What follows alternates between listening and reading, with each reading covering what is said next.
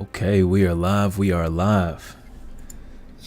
We already got 3 viewers in the chat right now, so it says.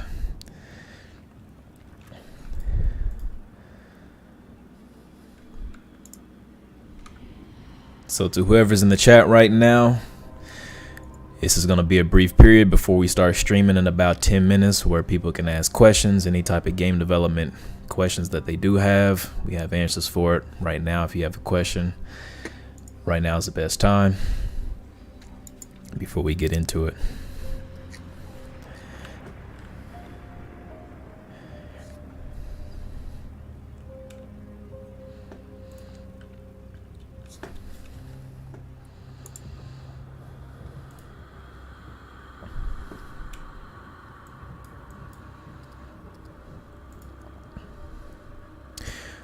We got to make sure that once we get back in game, we go back to Ward 13.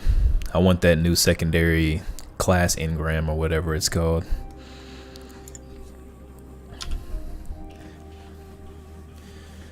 We got Harrison in the chat. Hey guys, how have you been? Been good, Harrison, been good. Glad to be streaming for y'all again tonight.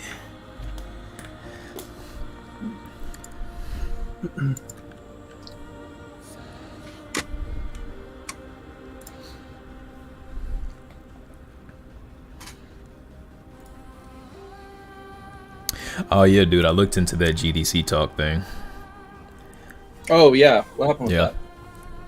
The deadline for it is September the 28th, and then they have a panel on there that actually talks about new ways to educate students and graduates and any type of curriculum changes that college may want to incorporate. And so I was like, okay, so there is a section where you get to talk to colleges and career advisors and colleges wanting information about how to make their curriculum better, so that could be a good in into actually making big changes instead of just one-to-one. So you're gonna do it? Yeah, I have to write a 500-word essay about the curriculum, or not the curriculum, but what I'm going to be talking about. Yeah. Why is it relevant? What's something new that you're bringing to the table? And then how is this going to help overall? Or how is this going to be beneficial? And then how is this different from every other speaker that we've ever had on the platform? So it's gonna be interesting. Yeah, I have faith in you. Yeah, you said that you wanted me on the GDC stage next year, or so. Dude, when I was at GDC watching the talks, I was like, man, I swear to God, if Ty's not one of these speakers next year, like, I don't even want to go. What were they talking about? I attended 2 talks. One was about managing your managers or something like that. Like, how to kind of like get around dealing with shitty managers. And the other one was, I think it was, honestly, I don't even remember. That's how impactful they were. Well, shoot, I might as well just go ahead and write up a draft and then go for it. I mean, yeah, I would. If you get a chance to go, like, invite me to be part of your entourage. Oh, for sure. I'd love to sit on the panel and just be like, oh, hey, guys. Bring the whole crew. Hell yeah. Actually, I mean, obviously we're live right now, so you can't really necessarily talk about it, but that project that you're currently working on that you're inviting people to, you could always invite those people to come and talk at it on the panel with you. This is more of a my territory kind of a thing, so I gotta be careful who I invite with me, type of thing. Oh my god, why am I so blurry? What the hell? Let me see. Joaquin, how do you pronounce that name? I want to make sure I get it right. It's Joaquin. Joaquin? That's an awesome name. This is the first time I'm actually paying attention to that. You're like the teacher from Key and Peele. Hey, it's hard out Ron. here. Hey, Ron. You mean Aaron? Joaquin? You mean Joaquin? Said, how are you guys doing today? We doing good. We doing good. We ready to give y'all a good stream.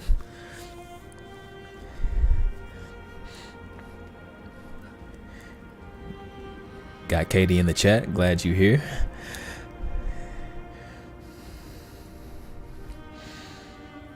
Caddy. How do you say that name? Caddy? You mean Katie? I think Caddy's right. Maybe. Is that how you say that? I know she likes cats, but... Dude, the last time I called Katie, all I heard was the cats just meowing in the background. Oh, yeah, they're loud, man. Really loud. They want to say hi, too. They said, where's Ty at? Where's Daddy? J. Casio Art, that's right. I was like, I know the last name. The first name escapes me, but yes, I remember. Glad to have you back in here. Is that Anakin Skywalker as your profile picture? I cannot tell at all. Okay, we got about 4 minutes here before we start up, so just easing into it.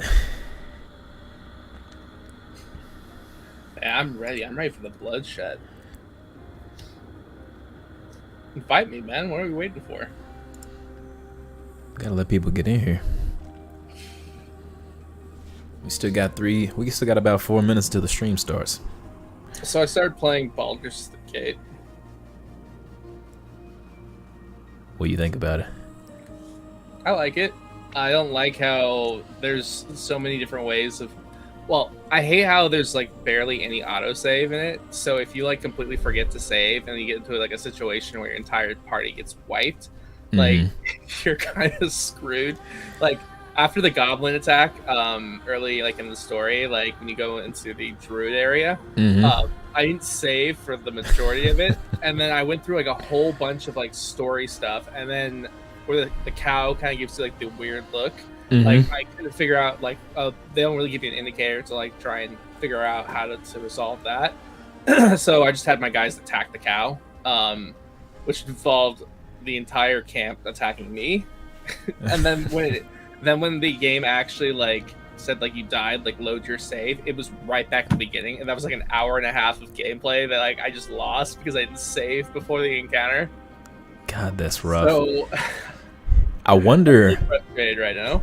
In Divinity Original Sin 2, I'm pretty sure they had an autosave feature that saved every X minutes, and you can modify that slider, which I wish happened. I don't think it actually saved in the middle of combat, but if you weren't in combat, it would save every 15-20 minutes, and I wish they had that in this game. Dude, I wish too. It would have saved me a lot of time. Also, I forgot that I didn't have my Christmas lights plugged in. Solid. Katie said, I have improved my spray bottle game and the screaming is being corrected. What, for Ty? Oh, not for me. I can't be contained, bro. For the cats. Man, I miss the crew. I don't know, maybe it's going to be hard because I don't think September's going to work out for me to come see you guys, but like November, obviously it's gonna be hard too because my family's gonna like want to go visit my grandma up in Idaho because she's not doing too well. And then Christmas is gonna suck too. I don't know. Maybe in March I'll have time to come see you guys. Yeah, if it's anything like last year, you don't want to be up here during the wintertime. It was that's what I figured. Sheets of ice on the road, and they don't have anything to deal with it up here. Yeah, that's what I figured. I don't know. It's like too late now to like try and book any sort of flight. Plus, like September's already kind of shitty already. And then October is. October's not gonna work either. I have too much stuff going on in October. That's what sucks about adult friends and adult friends living in other places. It's like you're gonna try and want to hang out and. Yeah. Life just takes you in different directions. Yeah. Harrison said, I saw you scoping out my LinkedIn, Ty. He caught me. You caught me, my man. My page isn't very flashy and it's probably due for an update. Hey, reach out to me. If you want to, I'm going to start taking requests. I love the live streaming when it came down to, getting Nick Jackson on here and going through his profile, his portfolio. I think that's super helpful for a lot of people. So if you would like to do something like that, then just send me a DM on LinkedIn so we can get something squared away. Oh, yeah, I forgot this is where we left off. Yeah, we passed the boring part now, hopefully. World's worst boss fight. Yeah. Oh, that's weird. It's like showing that like I haven't even explored this area yet. Oh, that's weird. Jay Casio said, big fan of Star Wars here. It is a fan art I did back in 2020. Nice. That's awesome. Then the Devil 2100 said, I hope both have fun in your stream. Small question for both of you. What is your favorite game from combat design perspective that released recently? I mean, I'm not a combat designer, so I don't know if I'm like the best person to speak into that. I will say the game I've had the most fun, like combat-wise for me, just was Jedi Survivor. I really loved that game's combat mechanics. Being able to switch like lightsaber forms and combat styles is really cool. And they made each blade and each technique feel different and unique. And then whatever tree you kind of invested in also gave you like new perks. I don't know. I really like Jedi Survivor. It's a good choice. Beautiful environments in that game too. I would personally have to give it up to God of War Ragnarok. Okay. That is... What's that? I should have said that too. I thought he meant like this last year. He just meant recently. Oh man, but I should have said that.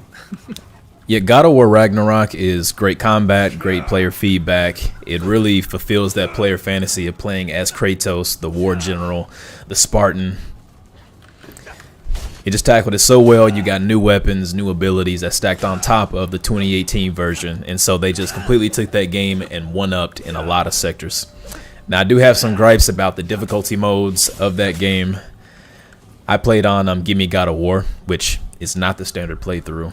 But the enemies were very, very frustrating in that game mode. But overall, great combat design. They're probably one of the best companies out there doing it. All right, okay. Where are we going now? Let's go to the stone right here and see where we need to be teleporting to.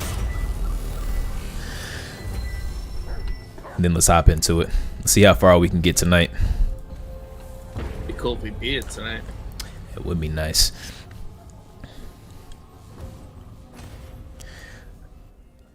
According to the crew, they said that we have one more area to go through. So we will see.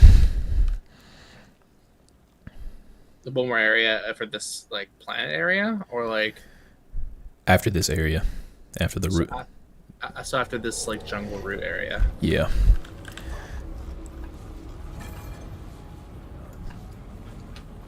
So it looks like we've explored quite a bit over here. I still see like an unexplored area.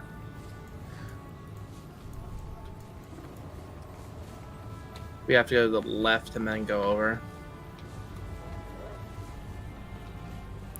The fake Empress asked me to kill the abomination. The real Empress wants that thing dead as well. Before I can do the dirty work, I need to find the Thane tree.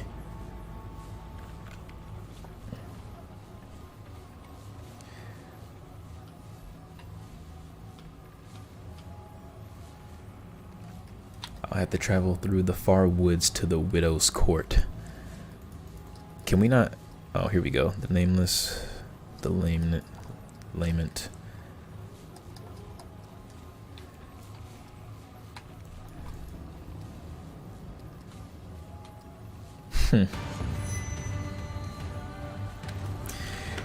Yeah, I'm not really for sure. It's not really giving us a direction on where to go, but we will see. Then you went up this way.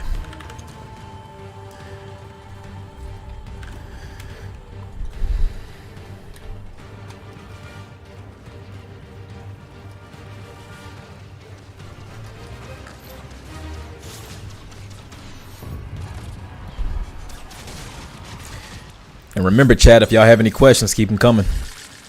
Nice of you to join us.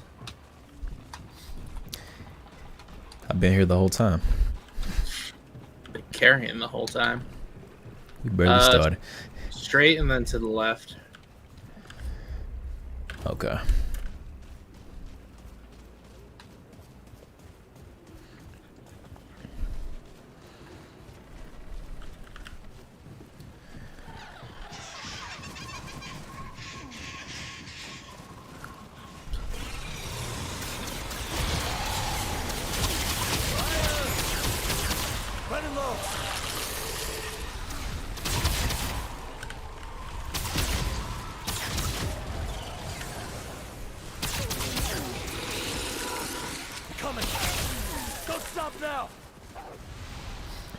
This is just a small section we haven't been to, right? This ain't really a new area. Or is that a door back here? There's another like portion. I think if we go to the right though, that's like another area. Oh, okay. So, like turn right here. On the mini map, I wish you could tell a little bit more info about what's actually in the unrevealed area. Can't carry anymore.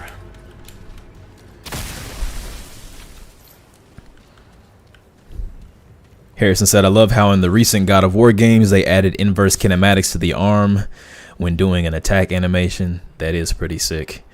So hitting an enemy and missing an enemy have a slightly different look and feel. Yeah, that's one thing they tackled really well. They had that a little bit in the first game as well, but I think they just doubled down on it in the second game.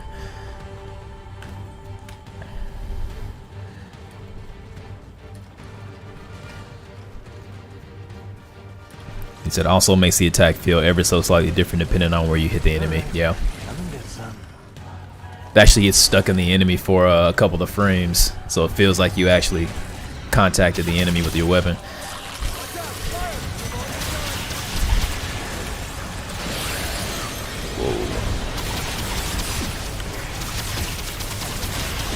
That thing's gnarly. Oh.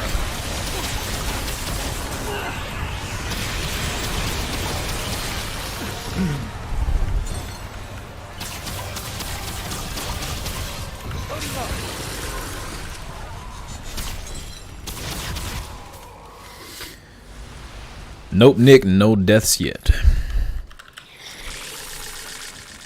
I doubt there's gonna be any this stream. Oh, the bird's back. Oh no, we just killed his eggs last playthrough. Hopefully it's not hostile. It's showing green when I hover it. Oh, okay.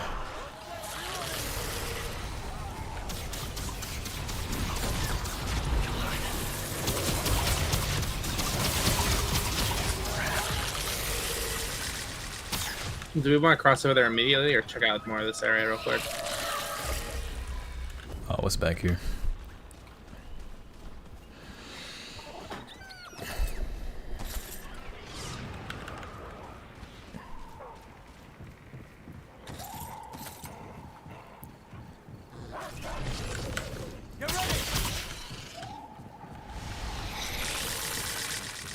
Nothing.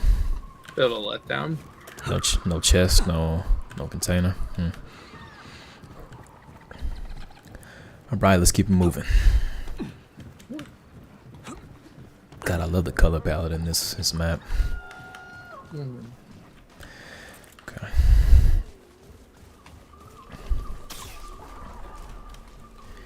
She's just sitting there. Okay.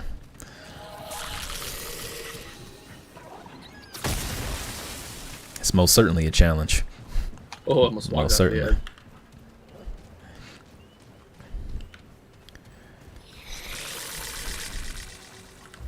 Okay, J Casio, question not related to game per se, but I wonder if you can tell me in your personal experience how important is it to add a cover letter to a job application? Add one every time.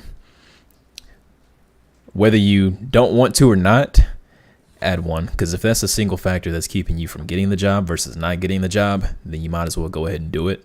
Now, there is big controversy on whether or not you need a cover letter, but The simple answer is some recruiters, they love to read cover letters because it shows more personality of who's actually applying to the job. Some recruiters don't care at all and they only look at the resume. It just depends. But I always have a CV, or I always have a cover letter.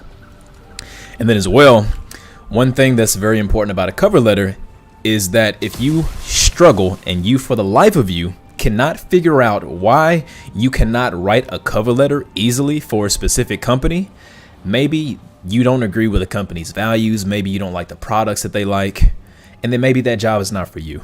So I've been able to have successful cover letters where I'm like, yes, I would love to work at the studio. I'm on it. I can write a cover letter, no time flat. Then there's other companies where I'm just like, I'm just looking for a job. I don't care about anything that your company provides or has values in or your morals or your ethics. I don't care about any of that. And so I'll stare at a blank page for so long trying to sell myself and feel like or let it get through that I'm excited to work for them, but actually I'm really not. And so you can use a cover letter as a deciding factor whether or not you truly want to work at that studio. So just think about it that way.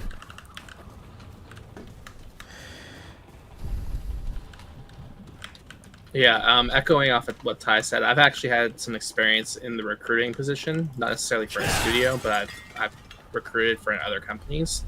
The ones that did the cover letters to me, I was one of those guys that liked to read more about who I was going to potentially hire. So I would prioritize people that did cover letters versus those that did not.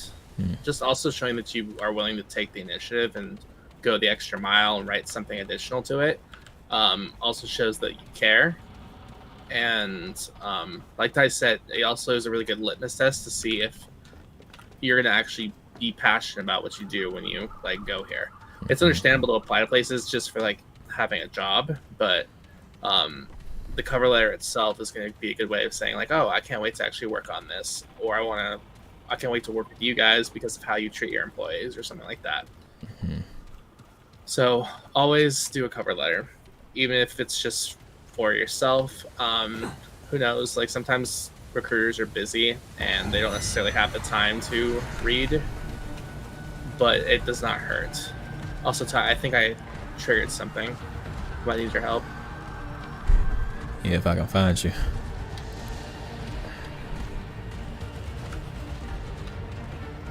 And he just said, got you. Thank you. Absolutely.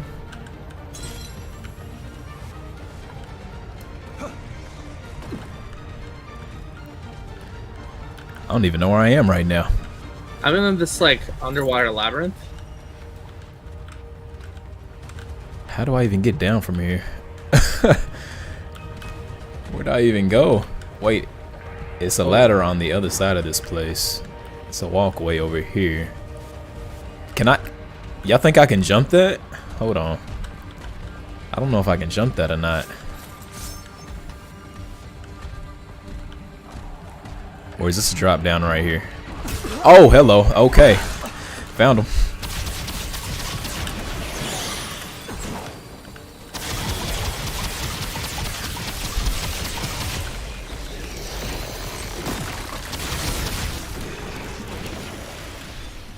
Did you beat him? Yeah, I got him. I picked up a key. I think it's what we're going to need for this next area.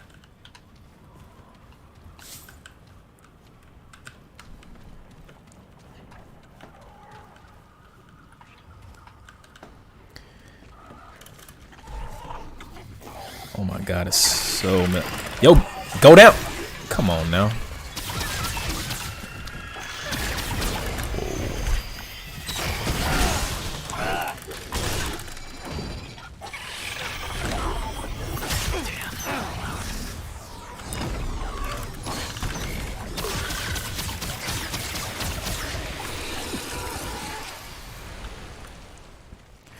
The Devil 2100. 1 second. Kill these. Alright, the Devil 2100. In making my portfolio breakdown, should I break down every mechanic I made or the important ones only? Whichever is going to give you the most bang for your buck, You need to break that one down. You don't need to break every single thing you've done down, just the ones that you're proud of that are going to display your skill set the best. It is not a great idea to try to explain everything, because the reality is that recruiters just don't care that much. Even I don't care that much, because I only care about the highlights. Show me the highlights. Just like somebody watching this live stream, they're probably not going to watch the whole 2.5 hours. They just want the highlights, the nuggets of information, because that's the best bang for the buck in the amount of time that they do have. So make sure you focus on your core, what you want to get across, and what best displays your skill set, and then cut off all the flack. Yeah, especially in this day and age where our attention spans are getting shorter and shorter, and people don't really have that much like ability to focus on things for too long of a time. I think I might have found where you're at. That point exactly right there. The fact that I interrupted my own sentence by being distracted by the enemies. But like, imagine that from like a recruiting standpoint. You're their 200th application they've looked at today. At a certain point, I will say, after being a recruiter in the past, at a certain point, you will like you've read 200 applications in a day, and you're really tired. And luck of the draw, fate, whatever you want to call it, puts your application as my 201 of the day. Highlight reel the cover letter so that I don't have to really just blow my brains out reading like another cover letter, you know? Mm-hmm. Ty's absolutely right about the bullet points. Mm-hmm. Also, formatting it in like a bullet point format is also great too. I've seen a couple cover letters that did that. I actually haven't heard of that method for a cover letter. I've seen bullet points? Yeah. Huh. If you can say, here's what I like about your company, and here's where I think I would be a great asset for the company, and then list off like, I've done this, this, this, and this. Like, it's just kind of a way to break up the page differently, so that so it's more pleasing to the eye. I'm guessing it's more focused as well, since you're talking in bullet points and not rambling in paragraphs. Yeah, exactly. Imagine you were, especially like I said, in this day and age where our attention spans are just getting shorter and shorter thanks to like social media and TikTok and stuff. Like, imagine you had to look at like a 3 or 4 paragraph like cover letter versus like a brief introductory like paragraph, like a brief intro into like the bullet points, listing off your bullet points and your accomplishments, and then saying any further questions I'd like to please reach out. This is my information. I look forward to setting up an interview to learn more about your company. Something simple like that. Any more of that? Like, I think if I saw something like that as a recruiter, I would immediately notice the difference. Huh. So it's just gonna pique your curiosity because it's not like the other ones. Yeah, it's just like a different kind of formatting. So I don't know. Give it a shot, guys. Like, it can't hurt you. It can't really, like, if anything, it'll help you stand out a bit more. What about the first paragraph? Because usually the first paragraph is like, hey, I'm this, super excited to be joining the studio. This is the experience that I've had with your products in the past. Would you still write that first summary in paragraph format, and then for like the body, then you would add the bullet points to be a little bit more concise about what you're trying to get through? Oh yeah, absolutely. I think honestly, if you were to structure it and you went like, "Hi, my name is Harvey, and I'm incredibly excited to be applying to Seraphim Studios. I'm sorry, guys. I'm just coming off the top of my head, so bear with me. Seraphim Studios is a leading member of the roguelike community, and with titles such as this, and this, it's hard not to see the impact you guys have had in the industry, an impact that I would very much like to be a part of, and here's why." Bullet point, bullet point, bullet point, bullet point, bullet point, bullet point. Make sure they're very strong, focused bullet points. And then say, On top of that, here's some more of my personal achievements. Bullet point, bullet point, bullet point, bullet point. Looking forward to hearing back from you guys. Here's my, and just restate, here's my my LinkedIn profile, here's my email. Sincerely, Harvey, and then like restate your name again. I think that would be a really strong cover letter right there. Okay, so what I'm getting from that is, ooh, there's a purple over there. Ooh. Remember what Harvey said about easily distracted? This is what happens. Exactly.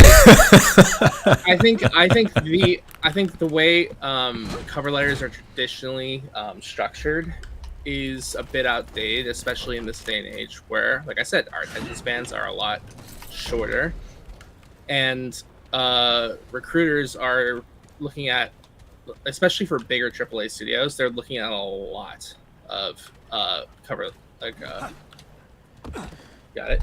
Yeah.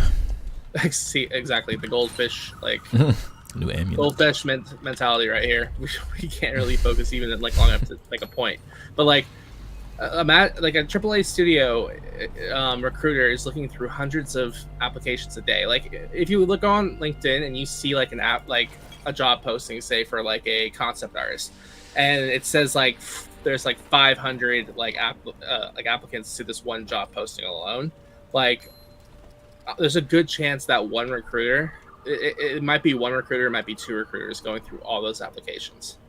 Like any way you can sort of make yourself stand out a bit, including structuring your cover letter in a certain way, will, like I said, it's going to help you stand out, and it's going to give them a bit of a rest.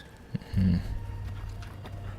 But at the same time, less is more, and you want to make sure that your bullet points are incredibly focused and structured, so that best highlights so that best highlights your best features. Mm-hmm. Okay, well, that was a pointless ladder. What the? Can we not jump down there? Why don't you find outside? Nah, I'm good. I I challenged Nick and told him that we're not gonna die today. So no shenanigans. Okay.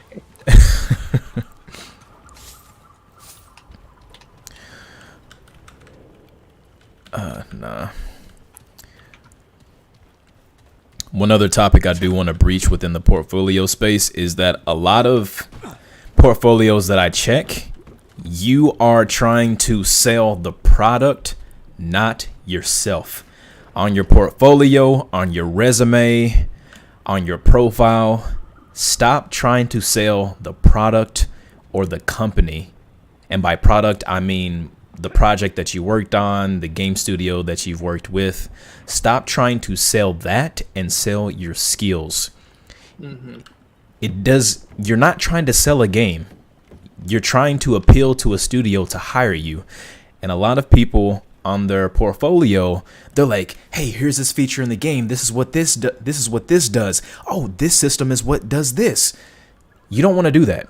If you had a hand in creating a mechanic or system or environment, art, lighting, you want to sell yourself. What type of techniques did you use? What was your thought process? Break down that. You want to sell your skill set and how you tackle problems, and you want to show off that you're the best candidate for the job that you're applying to. So anybody who is applying for jobs, stop trying to sell the product or the company and sell yourself. That's going to get you the most bang for your buck. And then on your resume, with your bullet points, every bullet point on your resume should be a cheerleader for selling your skills.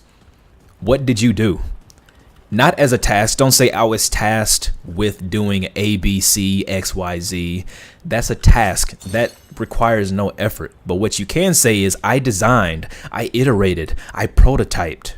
That sounds like a doer. If you say I was tasked, okay, you're just fulfilling a task. You're a cog. Yes. So always make sure every bullet point is your cheerleader, and then make sure, if you can, tell the results of what you did. So if you're an effective communicator, how did you use your communication skills to boost efficiency? And by what percent? Was it 77%? Was it 150%? You don't need to worry about the percentage too much, because they're not going to be like, well, what did you really do to say that you increased it by 150%? They're not going to ask you why you chose 150%. They're going to ask you what were the methods and the techniques and the practices that you did do in order to increase communication or to increase efficiency through communication. That's a conversation. That's tangible results. So if you can put percentages and scalable results or measurable results on your resume in your bullet points, because that's going to make you stand out as well. A lot of people who I go through their resume or their portfolio, their profile, they don't have measurable results. They don't have numbers. They don't have figures. Recruiters want to see results. Okay, where are we going at? Back the way we came. We kind of detoured looking for loot. Okay. Can I jump across there? Is that possible? I don't want to try. Oh. Do what I did. Climb all the way to the top of that. Up here. I wish I could ping, but it's not very consistent.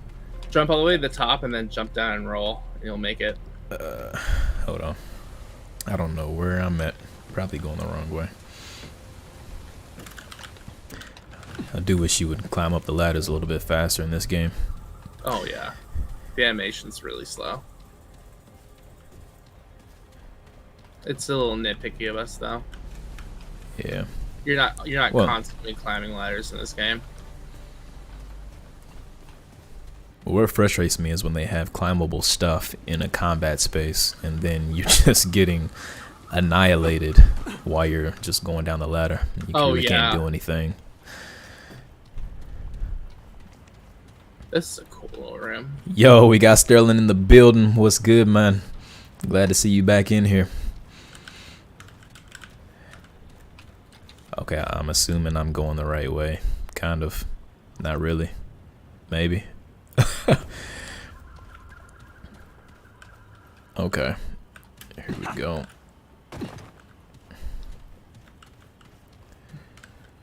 Definitely. I cannot. There's no way I'm dropping down right here. Where are you? But I could.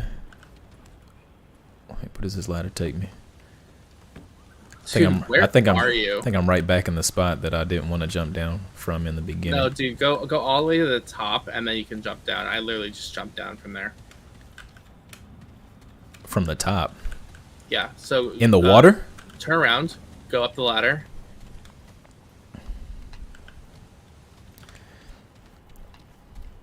Jump and then roll. I literally did that. Right here? Uh-huh. I can make that? Either that or you're gonna have to backtrack a lot. Wow, that does not seem like I can make that at all. Hold on. Yep. Go. Oh, I can't even get over that way. Okay. Well. Can you? Well, I can go back over there. No. Oh, no. Go back to where you were, towards that other ladder. Go up that ladder. Up here? Yeah, go up the ladder. And then go, yep, and then go to the left. Jump. Okay, and then go, then make a left. Stop. Go, jump off there. Right here? I would go a little bit more to the right. Stop. Go back. No. Like literally. To the right. Be in that square area. Turn around, go straight, and then look down, over, and then jump. Jump and roll. That does not seem feasible, but okay. I literally did. That's literally how I did it. Jump and roll. No, there's no way. Dude, I literally jumped and rolled. How did you There's no way. That? Well, there you have it, Nick. There you have it. I literally... Dude. Oh, my God. Did you land on the steps or something? Okay, look. Did you jump from that top area? Yeah. Yeah, I literally landed and I did like a roll and I landed. It's all good. Dude. I think this is actually a boss fight on the other side of this wall. Let's see Harvey in action. No, because they would have given us a checkpoint. Unreal Samurai 33 back in the building. Said, what up, Tyvic and Harvey? Glad to have you in here, my man. What up?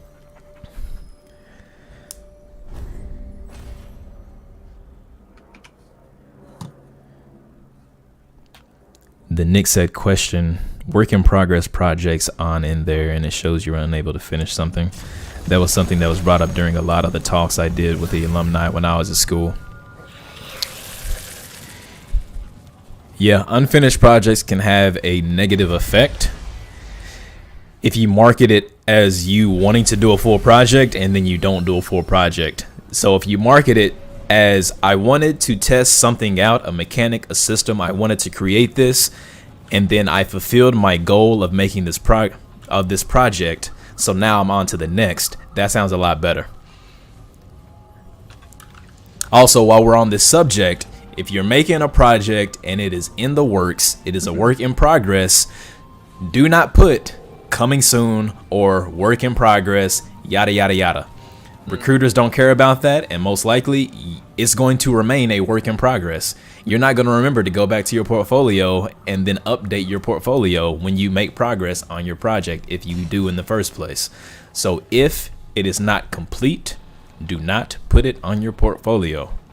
Oh. Make it a blog post or something of a like devlog or something, but do not market it on your portfolio at all, because it just comes across as an unfinished project. Ready for the boss fight? Nick said that's a death. In all caps, he said, don't listen to Harvey, my man. Yeah, I shouldn't have. Like classic Harvey betrayal. Is he dirty? They already know. I swear to God, I did jump off that and survive. I don't know why Ty, like, his like bad knees or something, just didn't survive fall. Yeah, my knees buckled. I swear to God, I made that jump. I actually just dropped on my ankle and it just ended my life. That's what happened. Did you not roll? I told you. Chat, did I not say for him to roll the second that he landed? God. All right, ready? Hold on 1 second. Ryan said, hey, Tyvic, love your post on LinkedIn. I just got an internship at a pretty big game company and I'm hoping to stay on afterwards, but want to keep myself open to other opportunities. Do you think I should be applying to other locations while I intern? Yes, most definitely. Let me tell y'all something. You are the only one that's going to be a cheerleader for you. You're the only one that's going to be an advocate for your career growth. The company is not going to do it for you. If you get to a company and they take you in and they teach you and you're learning stuff, that is great. But eventually at a certain point, if you're not in the position that you know you should be in, you're not going to learn anything anymore. So you always have to keep your options open, and you always have to have other paths that you can go down if it comes to that. Because you don't want to stay at a company just because, oh, well, you know, I want to be loyal to this company. They invited me into the space. They actually gave me my first chance. If the company is still progressively or over time, they're still teaching you stuff and you're growing, fine, stay at that company. But you don't want to bottleneck yourself and say, no, I'm going to stay at this company. No, I'm going to stay at this company. No, I'm going to stay at this company. No, I'm going to stay at this company, because all the opportunities are going to pass you by. So at least have a conversation with the other studios if you do happen to get through the application process, so you can keep your options open. Because let's face it, at this point in time, the game industry, everybody's going to this company, that company, this company, that company. And people are picking up skills a lot faster by going to different companies, because you're learning different pipelines, different chains of communication, different skill sets, different job titles. All of these things, you're amassing your knowledge over time by working at these different studios. That's why my resume is so appealing, because I've worked at Naughty Dog in QA and as a multiplayer designer. I've been to High Moon Studios working on Warzone, and now I'm at Sucker Punch. So I have that experience and great track record of working at top tier companies. So that's why I am sought after and I am valuable within the game space, because I have the knowledge collectively of all the studios that I have worked at so far. So don't ever bottleneck yourself at a studio, because you've seen the layoffs. You've seen studios change on a dime. And the reason that people don't have an exit strategy is because they don't look for one. They're planning to be at this company for years. People have been working at some companies for 10 years, 15 years, and they get laid off. So you don't want to be that person. So always, always, always keep your options open. It's not an act of betrayal for the company that you currently work at, but with the current climate and the way the industry is shifting, you need to look out for yourself, because a company is not going to look out for your best interest once you get laid off. You get laid off, they're not going to give you a severance package. They're not going to kiss you on the knee and tell you, oh, everything's going to be fine. They're not going to do that. They're going to simply make a business decision to cut you because it needs to be done for them, because it is the best thing to do for them. So you have to make sure you always protect yourself and always have different avenues that you can go down and go towards for when those times come. Okay, that is very important. I'm not going to say do not trust the company that you're working at, but do not be fooled into thinking that your employment with the company is forever. Nothing is ever forever. So make sure that you have the proper tools, the proper networks, or the proper networking and the proper channels to make sure that you don't end up in that situation where you're looking for another opportunity at the end of your employment, your contract, or whatever. Protect yourself out there. Always keep your options open. Okay, rant over. Let's get also it. Going off what Ty said, I don't know if you guys saw my LinkedIn post the other day, but it's essentially, don't forget that while you're working towards someone else's dream, to make time for your own dream. So always kind of have some sort of project you're working on, like in the background, that you're passionate about. Because at the end of the day, like, company loyalty only goes so far. Oh, what a cool design. And that's just the reality of business. That's just what it is. Yeah, honestly, that applies to any industry. Dude, this is so sick. Whoa. Okay. Whoa, what? How do I even dodge that? Hold up. I killed one of his arms. Let me learn something right quick. Then give me a chance.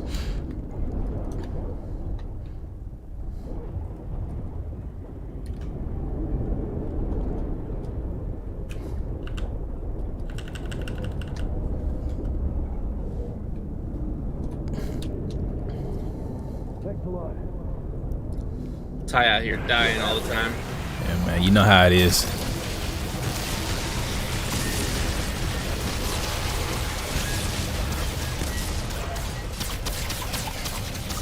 Do we take that big tree looking thing in the back too? I don't think so.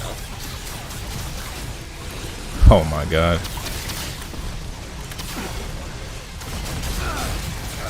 There has to be a dodge window that I'm just not getting.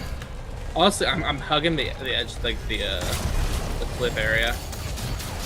Can we attack this big tree looking thing back here? Oh yeah, we can. Oh, can you? Yeah. Yeah, I guess that's part of it.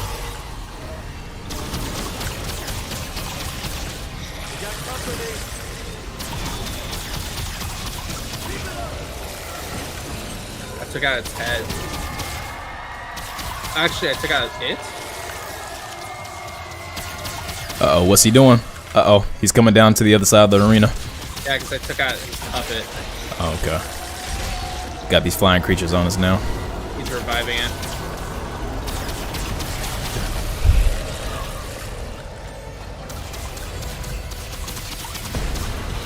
Oh, hello. Okay.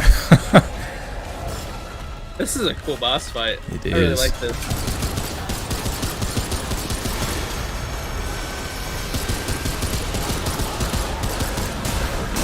Oh wow. Oh, how? Yeah, I was supposed to dodge that. Whoa.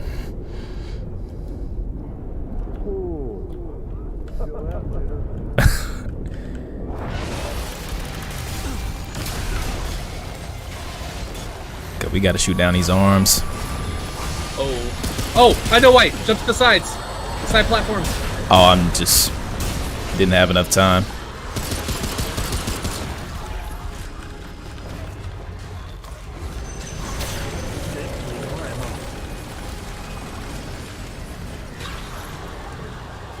I'm gonna go kill the corruptor. Oh, can I make it? I'm not gonna make it. Ah, barely.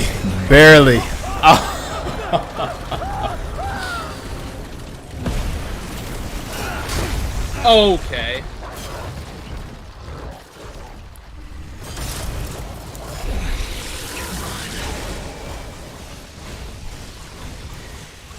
Harrison and Nick, thank y'all for making sure people hit that like button.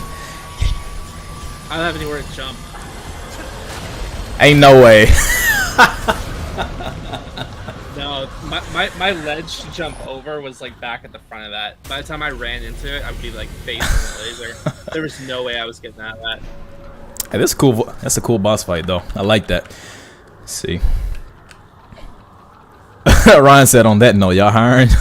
JK, I'll check the website. Yeah, man, check the website. I cannot dish out any type of information about hiring whatsoever that's completely to Sucker Punch. I cannot speak for Sucker Punch.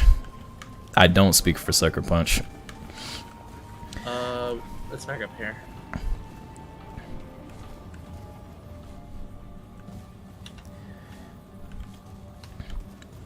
Ryan, to answer your question, I really don't.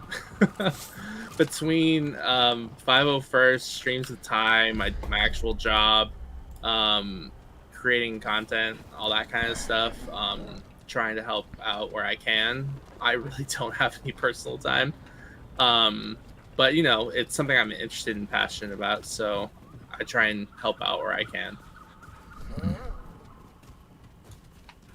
And plus, when it comes to working on my own separate projects, you have to kind of make the time and the energy to do that. Mm-hmm. Oh, yeah, my bad, y'all, my bad. Forgot to switch it over. There we go. That's more like it. Good look, Sterling, good look.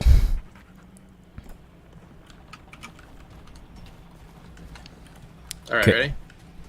Katie said, just switch the headphones and Harv's volume is pretty low. Can you bump him up a little bit? Okay, let's see. I want to increase my gain. If I increase the gain, it's going to like be nothing but fan noises.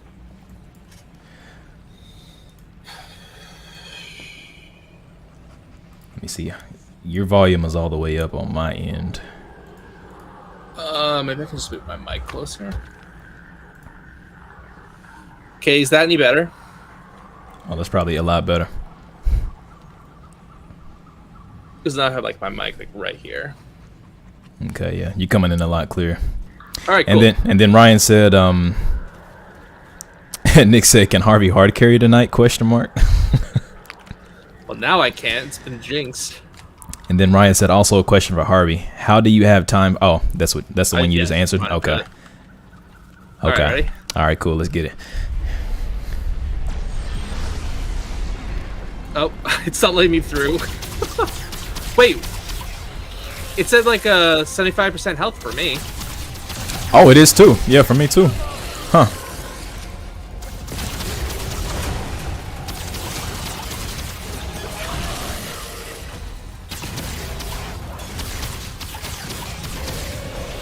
Oh, I think you can go ahead and attack his arms while it's still on his body too. Maybe. Okay. I think shooting the actual like golem itself is going to be our best like input for damage. Anything I'm putting against the actual corruptor is like doing like 40 damage. Shoot the eye or the actual like middle head part. Mm-hmm. There we go. It's gonna force this thing to have to move. Oh.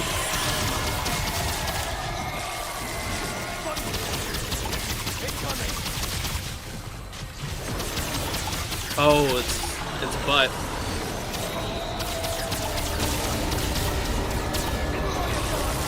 I'm already out of ammo.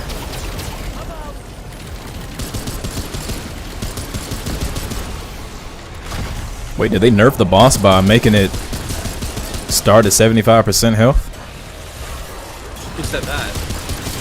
No, I don't understand why it wouldn't reset. Oh, get out of the way! Get out of the way! Oh. Honestly, man, hugging the pillars might be the best way of doing this. Oh, the thing. My dog got wiped. I wonder if we stay over here on the side, will the corruptor actually? Yep, there he goes. It moved for me. Oh, let's get out of here. Woo. Yeah, man. Like being on an airplane, you gotta find your exit strategy. Come on now. Oh, I love that. That's dope. Make you move around a little bit. Jump anywhere. Like you have to like actually have like a plan. That is nice. My turn to get vaporized.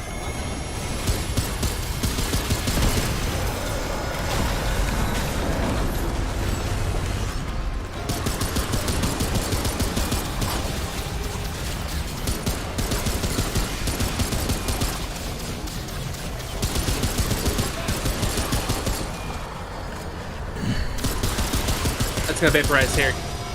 Ty, jump! Yep.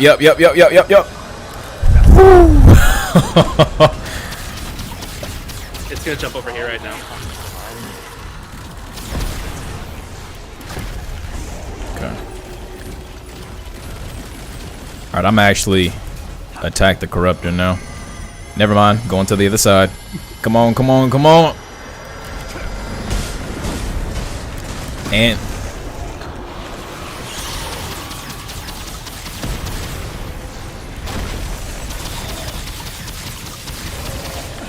alright, Golem is down. Yeah, I think we need to kill the golem in order to like have it open up its like mouth, and then it becomes vulnerable when it stands over its body trying to res the golem. So you have to shoot under its stomach. Oh, okay. Come on, heal up. There we go. Oh, we got it. Hell Done deal. Queen. Not bad. Yeah. All we had to do was figure out the laser blast. We're fine. I gotta get this back to the keeper. New segment. Oh, begin adventure mode in Ward 13. Won't fit. Alright, guess that's it. All right, trait points. Then Ryan said, one last question. You don't ever have to say one last question in this stream, in this chat. We're open to questions all the time. It doesn't matter if you ask 20 or you ask 2. Does not matter at all. Or if you don't ask any at all, we're happy you're here. Yeah. Ask a question though. But Ryan said, as someone who will be applying for associate and staff positions in the next year as a game designer, what should I work on most to stand out in the junior hiring pool? To give you the most simple answer, have a portfolio that is polished, that looks like you have already worked somewhere in the industry.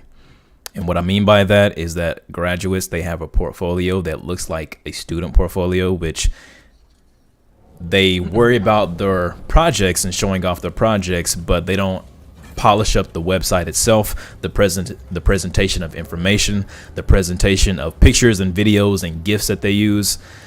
They typically don't think about these things. So polish separates someone that's amateur versus someone that has experience. So you can easily fake the experience, which you don't really need to fake it, but you can fake being more experienced by making your portfolio and your setup and your profile and your resume look more professional.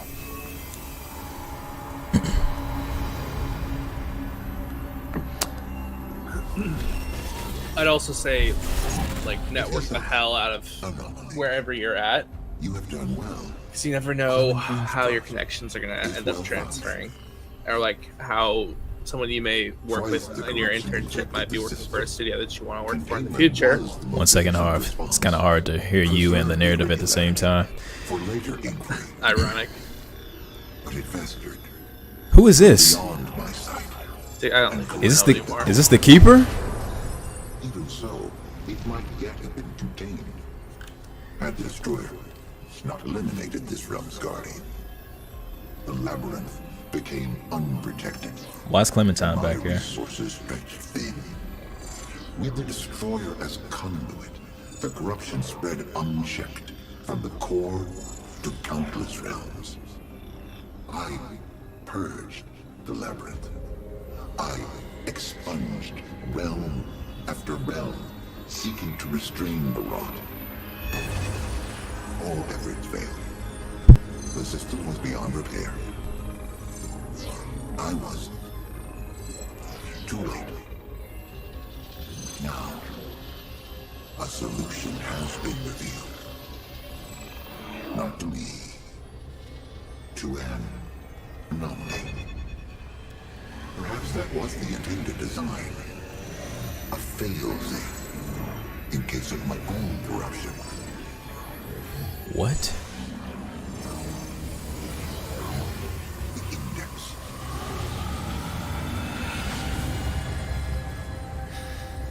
And how does this help us exactly? With the index, 2 new probabilities emerge. Oh my god. Right? Well, the first probability is that the root wins. Where did she come from? Yeah. She was Corruption meditating like Doctor Strange behind him. But in original, Also, I'm 99% sure this is the eyeball. a single realm. The labyrinth holds all doors and infinite possibilities. When the corruption spread, the door to their realm was closed. Even to me. But within them, I can subvert their defenses. From here, it is possible to purge the corruption. That means we kill them, right? The root? All of them this time. For good. Mike said that we got a different world boss that we just beat than what they had. I wonder if Clementine helped the Keeper transform into a humanoid form. Yeah, he probably started mimicking her. Also, to answer Ryan's question, yes. If you're not connected with either of us already, shoot us some connection requests. I'm more than happy to take a look at it. I'm sure Ty would be as well. And then Nick said some great tips in there, and it might put me on blast, but helpful tips in there for everybody. Mike said endgame time, baby. Nick said she was there. Yes, it is the eyeball. Nick also said they're so close to endgame and still haven't gotten back to town to buy secondary archetypes. Yeah, I didn't have that boss either. And then Ori in the clutch. What up, Ori? Said, how y'all been? Busy with school, so stopping in to say hello. Trying to bulk these next few months, so about to work out. Hell yes, man. That's what we like to hear. Glad you can hang out. Even if you could just put us in your headphones and then listen to the stream while you're lifting weights, that's cool too. But glad to the chat, Ori. Honestly, I'm down to just not get any sort of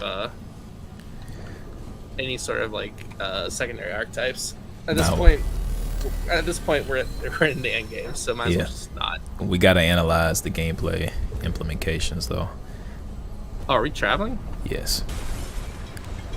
Ooh, but we're... Let's go back right quick. I want to at least experience it before the game ends. Oh, we're doing the archetypes? Yeah. Plus, we need to upgrade our equipment too. We have over 7,000. Also, I'm pretty sure this like area that we're in is like the area from the first game, at the start of the first game. Oh, the metropolitan area. Yeah, the city, like the not storm metropolitan. area where the ward originally was. I might be wrong.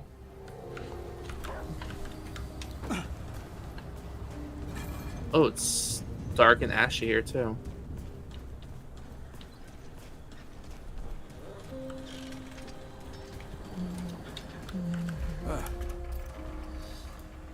Better be worth my time, traveler. All right, let's have a look. Let's go ahead and upgrade Nightfall one more time. Ooh, I got a new long gun. The Twisted Arbalest. Oh, I forgot we unlocked the katana as well. Are you not running the katana? I don't feel like we get enough upgrade materials to really experiment with a lot of things. Oh, that's sick. I like this great sword though. I'm gonna upgrade this thing like crazy.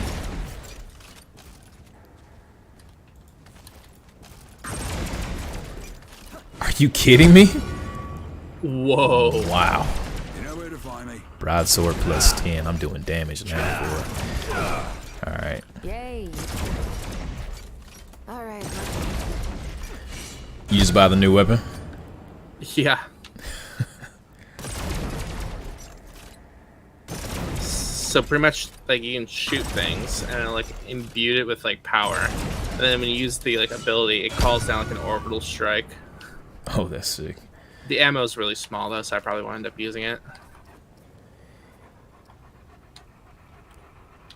Fire projectile that cracks the ground and spawns shockwaves. You've already used that one, haven't you? What can I do for you? Then the fire gazer. Call forth an eye of the Legion to gaze at a player's aim target for every 0.25 seconds. Focuses on a target within 25 meters. A stack of madness.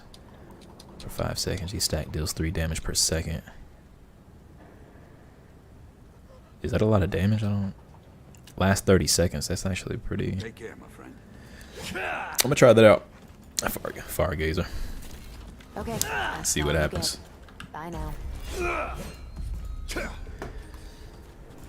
Alright, what else do we need to buy?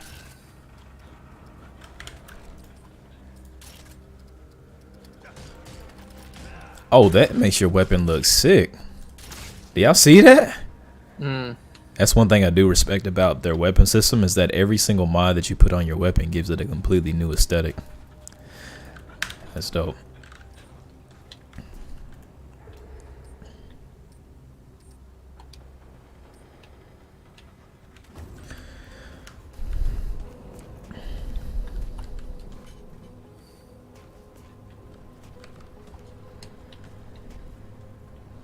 Okay, where do you get the secondary stuff at?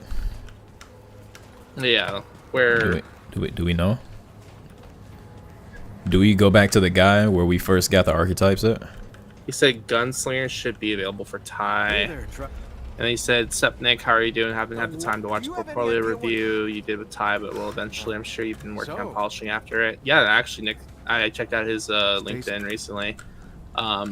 He's upgraded a lot of his profile too, so good for him for that. Let's see.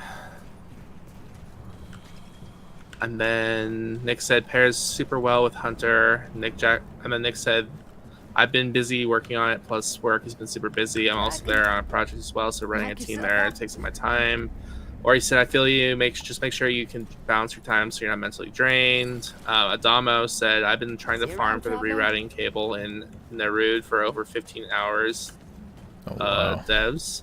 And then he said KMS. Or he said, "Wishing you the best." Nick said, "Go talk to the old man to your left." No. And then Mike said, "If you spend all your scrap, you won't be able to get the secondary archetype," which I'm pretty sure I spent all mine, so there goes that. You unlock the slot and gotta pay for it. I don't know about that. Where do we actually find this second archetype at? Where do you buy those from? Good. Only.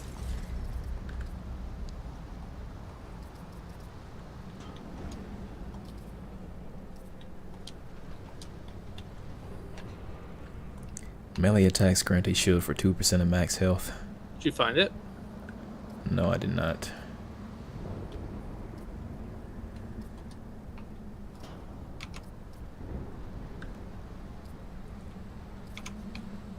I actually like that 2%. I'm gonna try to do a melee build. All roads lead to. Shield breaker. Okay, let's see. Is it the medic pin? Oh, weird. So I'm guessing the gunsmith or the gun trader would have the gunslinger. Or no? Think you can handle 2 shots center mass and 1 to the head. Stop most of your problems. You look like you need some shooting practice. Oh, okay. Don't do anything. So we have to go back to the docks where we first got our classes from.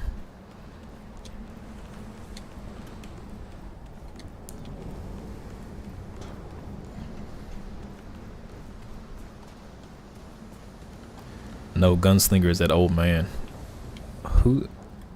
Oh, okay. Well, while I'm up here, I'm gonna see if he has anything up here. Oh, actually, where am I going? Went too far. Does he say nothing? Travel. I'd like to see what you can craft. Oh, this is where you get upgraded relic charges. Where? Why is this so far out of the way? And I need to spend scrap to upgrade my relic charge? I don't know. It's kind of weird for me. Dude, where are you?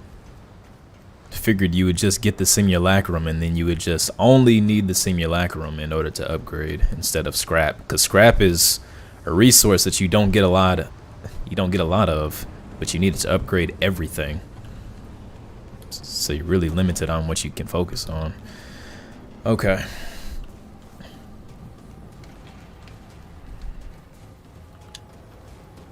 you need the item, then talk to him to craft a class.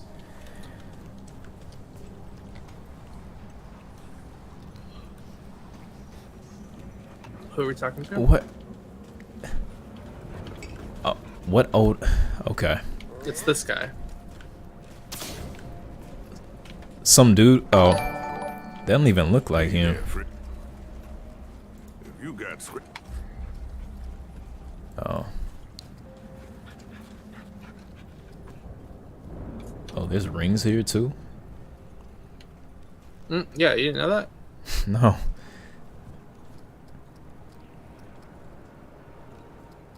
You can buy pipe bombs here too? Okay, so I'm guessing that I need to talk to him in order to actually Now, if you need have that supplies, available. Old Reggie's you got. Oh, to the right of him? The older man. Oh. What can I do? There's so quite except maybe only 3 reasons why folks come to see me. That's so? Right. Listen, you sure Can you... What's the Well, story he's with over Brabus? here. Can you tell me the story? I really... But I'm so out of the narrative at this point. Just give me what I need. Pretty much. I don't... No, I don't want to hear another story. Can I purchase it?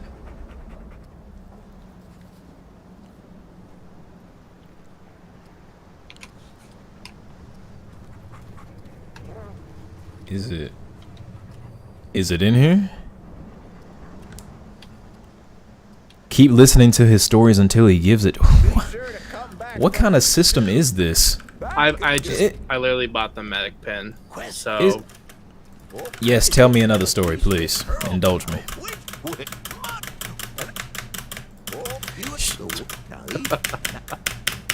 all I hear is the clicking of your keyboard. You have to listen through this much dialogue to...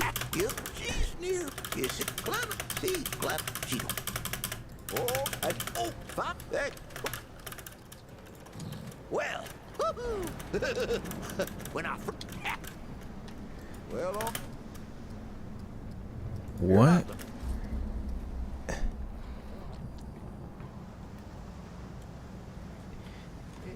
If you want the gunslinger, you need to spam this guy's dialogue till you eventually receive the revolver thanking until he gives it to you. The item is for the hunter.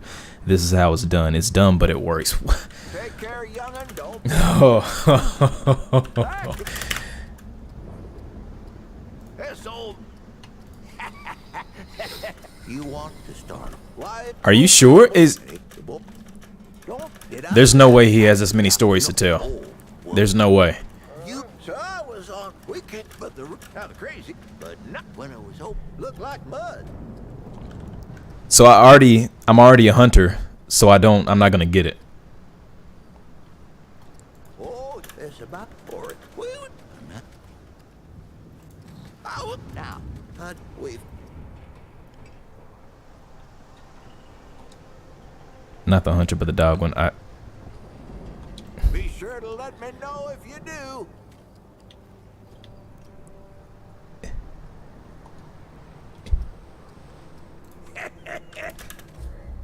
Be sure to come back for some stew. So wait, Nick, are you telling me that I still have to talk to this man through his stories until I get it? I literally just got mine. No, you will get the gunslinger item from his stories.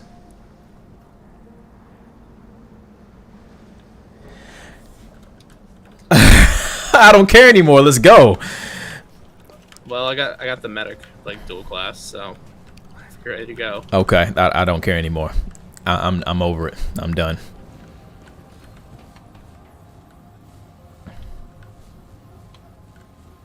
Okay.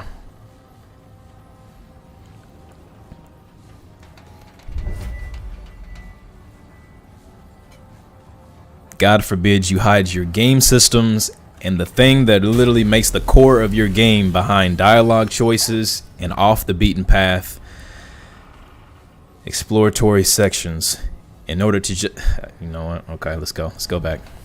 I'm not a fan of that. If you have to make the player work to find and search and scrape the world just to get what should be delivered automatically, or at least told where to get it, I can't stand that. That's not respecting my time. Like, I want to play the game and enjoy the content. I don't want to go searching for every single piece of content. I don't. It's not fun. But let's go. Come on.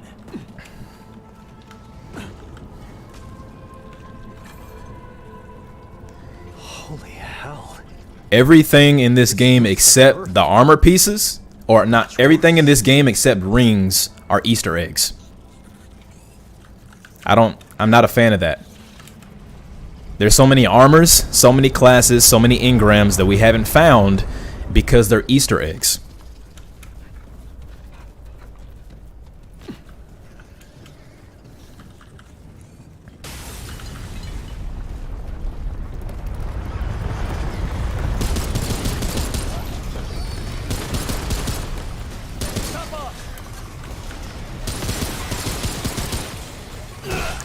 Oh, my melee weapon hits like a truck.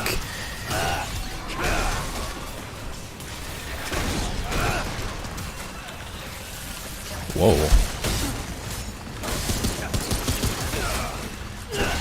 What's that black void? Doing something to me. I don't know.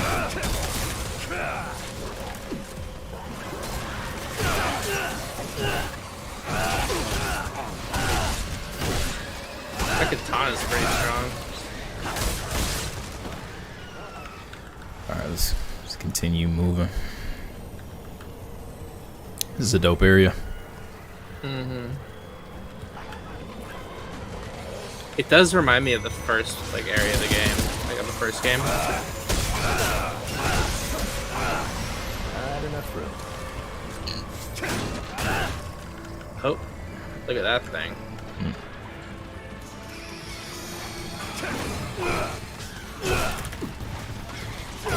Oh Lord, he coming.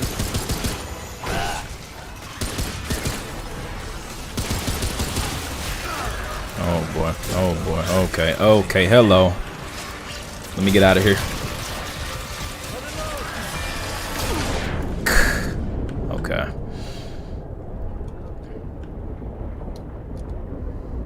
What is that thing?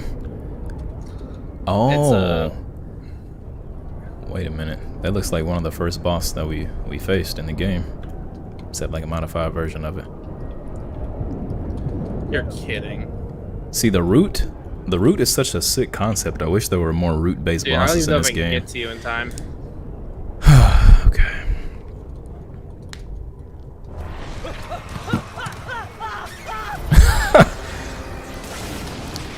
You had to take a field trip.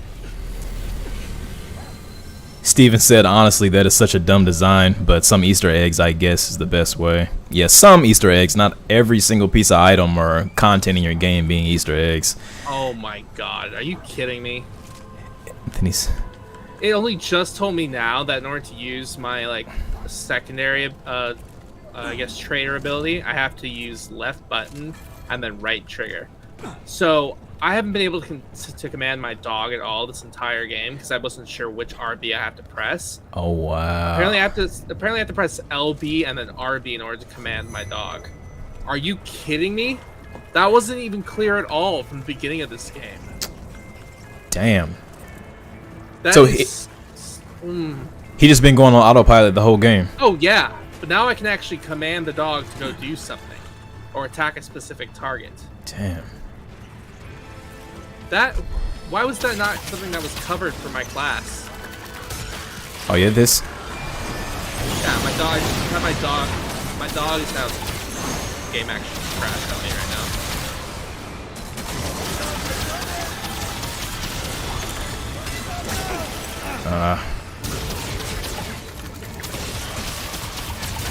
I can't get back in.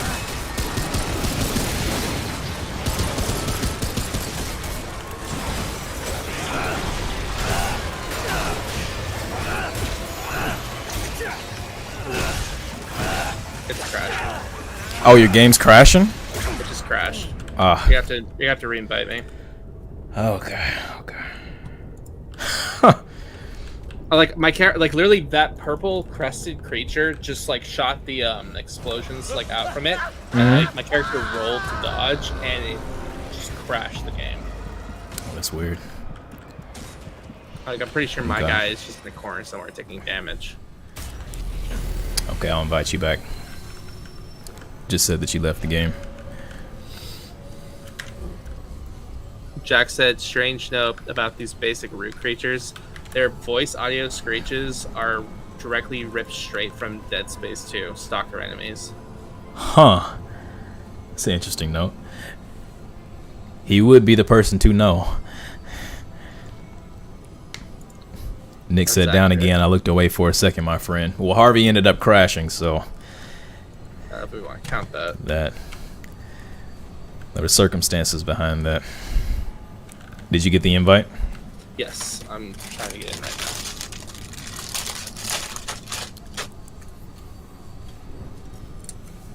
Big Butterbun said, go watch a brief gameplay video from Dead Space 2 in the Stalker section, and you'll hear it. I can't believe or understand how they got it. Is it like a one-for-one thing?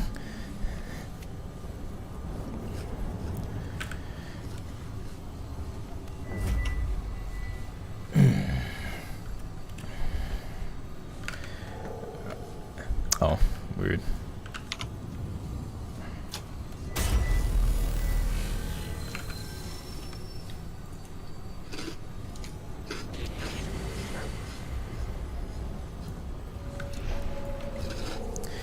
I noticed we got 14 people watching, but the video only has 11 likes. If you can do us a favor, please hit that like button for us so this video can be shared a little bit more within the YouTube space. Get a little bit more audience in here. A little bit more publicity. Alright, so you good now? Mm-hmm. Okay. Well, I guess we'll find out. Okay. That's so stupid.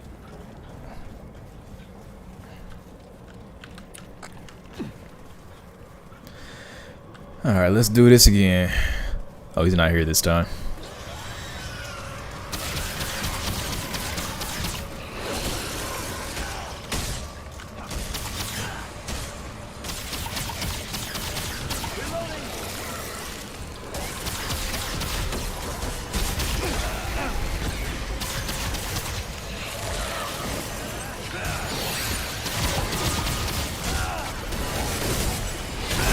Oh, I can't melee right now? Why? Oh, I'm using my Night Stalker ability. That's why. Where? I can hardly see these creatures coming out of nowhere. Oh, you're down? Okay, give me a second. Oh, okay. I got my dog. Okay. Ooh. Okay. I mean, I was trying to melee the entire time. It's my own damn fault. I'm actually about to switch to some more melee appropriate armor to see if that's going to help. Oh, I found another checkpoint. Got all void on.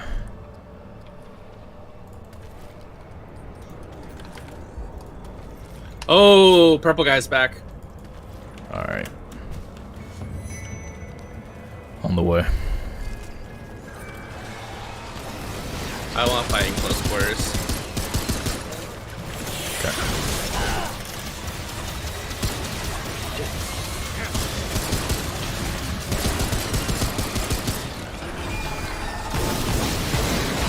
You're kidding.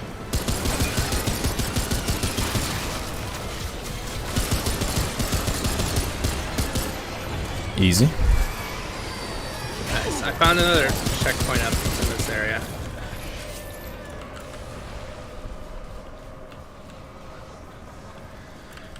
Whew. Okay.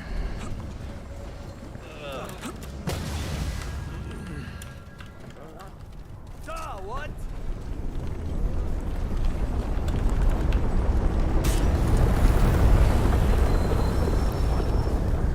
Oh, we got trait points too. You do. I don't. Yeah, I think I hardly ever use mine. Skill cooldown, spirit. Still get that shade skin. A little bit of defense.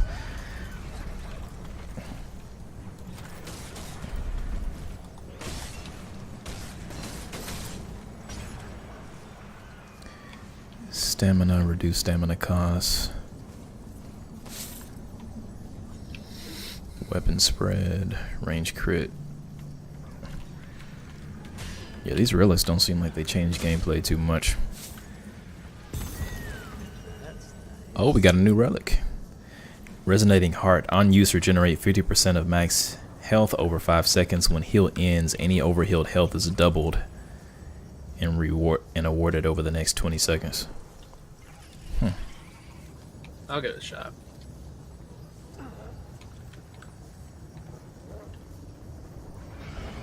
That's dope. Okay.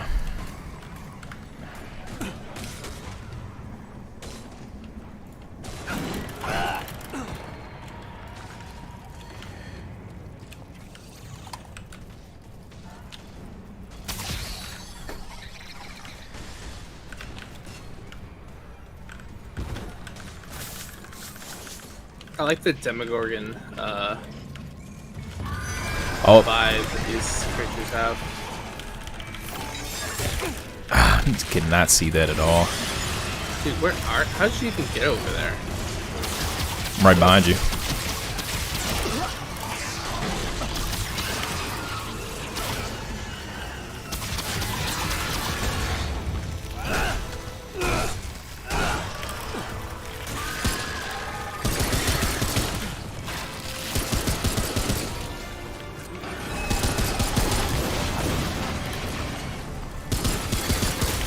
God, you can barely see those things. Oh, that's a sick looking ring.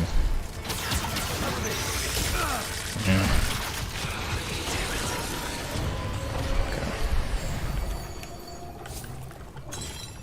Where are you sweating? Zany as Malice. Never. Most of the time, I'm not. Dealing weak spot damage increases weak spot damage by 10% for 7 seconds. Stacks 3 times. That's huge. I'll take that. That's really huge. 100%. Oh, and there's a boss room.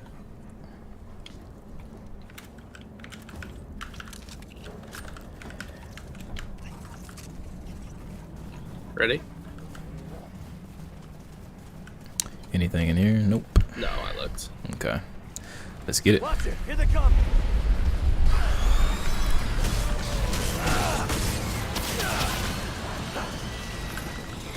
Or not?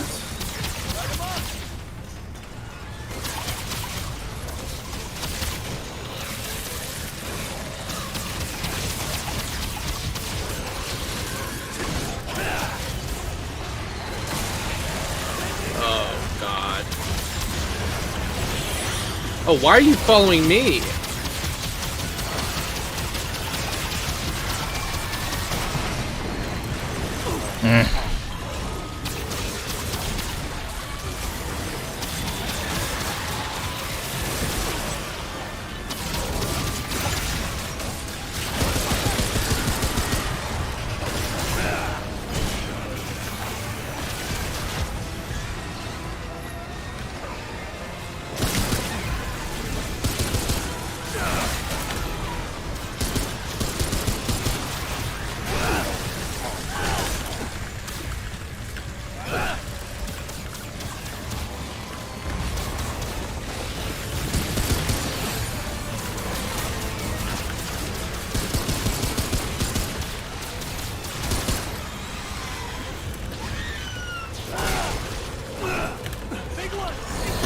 Oh, that's new.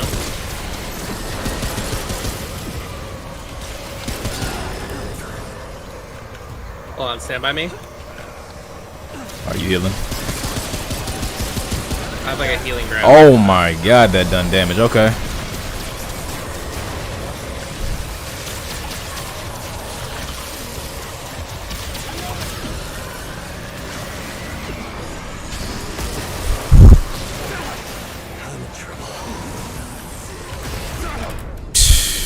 Okay, nowhere to go.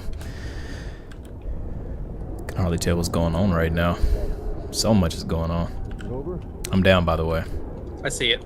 Okay. I don't know if you'll have enough time to pick me up or not, because the attack's going on right now. It's crazy. There's a lot happening right now. Yeah.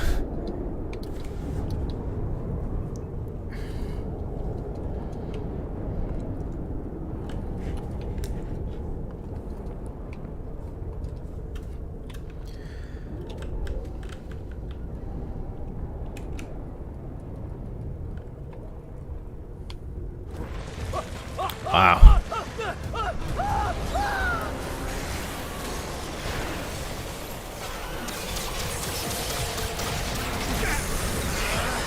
Oh my god, that took almost all my health.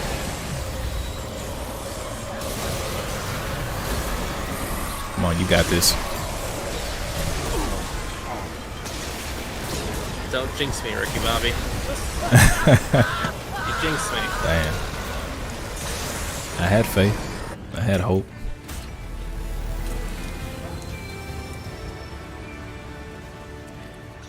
Bader, welcome to the chat, my man. Hey, Tyvic, question regarding combat. I've had experience working with execution cinematics and cameras. What makes an excellent execution cinematic to you? By execution cinematic, you're talking about in combat where you do an execution move on an enemy AI, right? Just so I can know exactly what you're talking about. I'm gonna change up my rings right quick.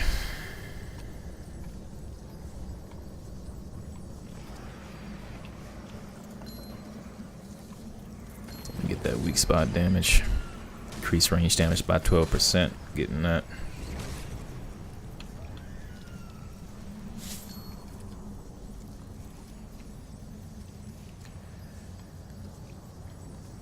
Okay.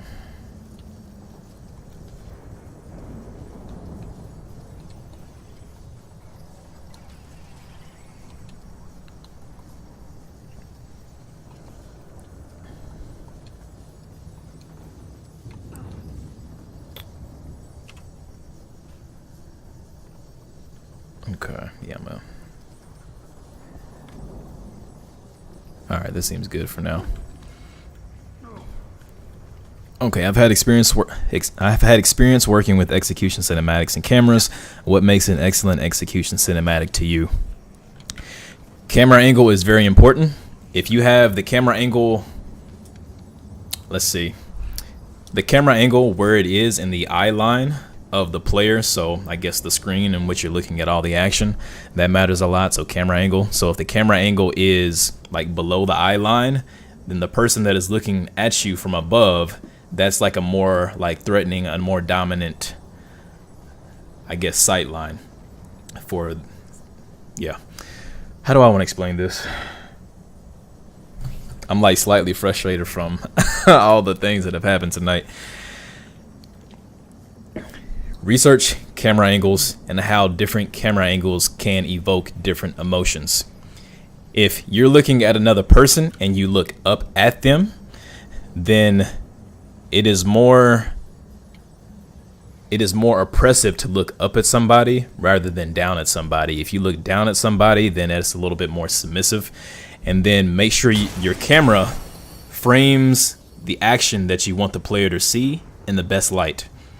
So from some angles, the animation might not look as great because maybe you don't get the weapon in the frame the way that you want to. Maybe you don't get the player's expression in the frame the way that you want to. Maybe it doesn't look good from a certain angle.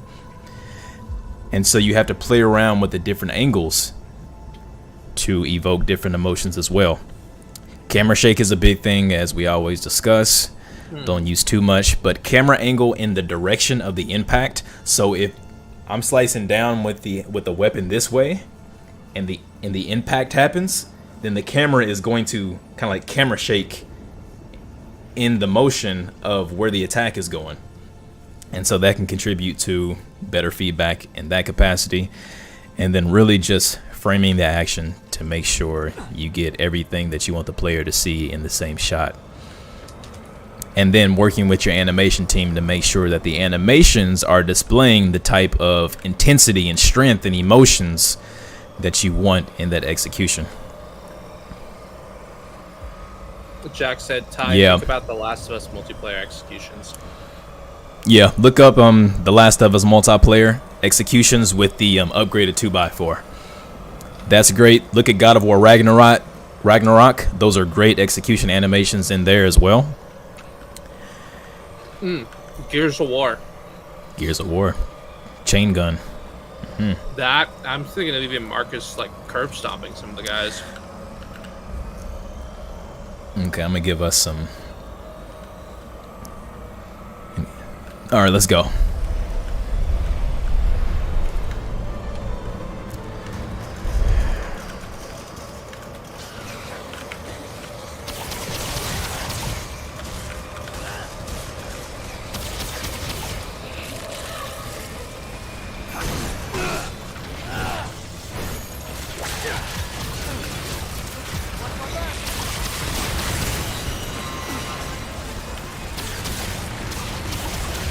Oh, God. Did not see him at all.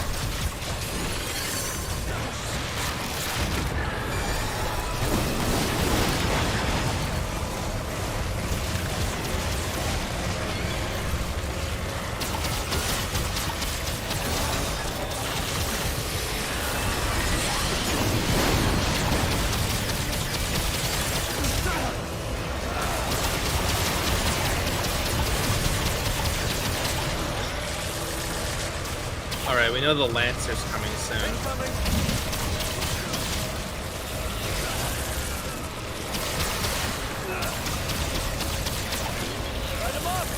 How's your health doing? I'm at full. Alright. Make sure you're picking up this ammo too. God. All right, he's here. Yep.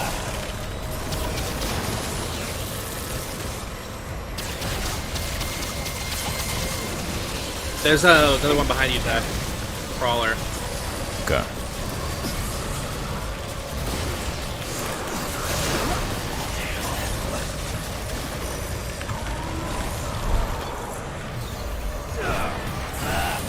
On me. Oh, it explodes. Oh, and it doesn't die after exploding? That's rare.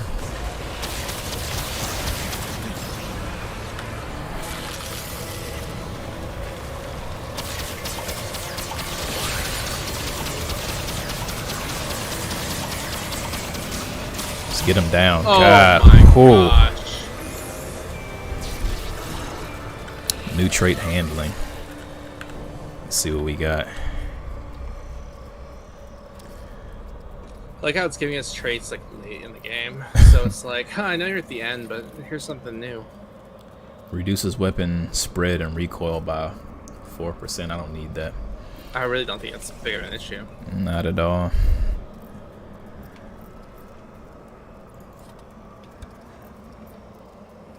Skill cooldown. Guess.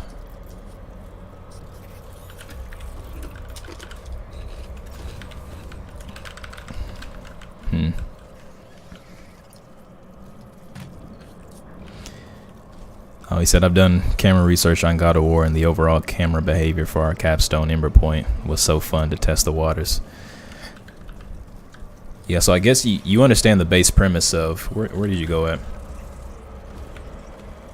Yeah, so you understand the base premise of like execution cameras. So I guess now you just need different references for different ways that you can actually carry out executions and modify the camera.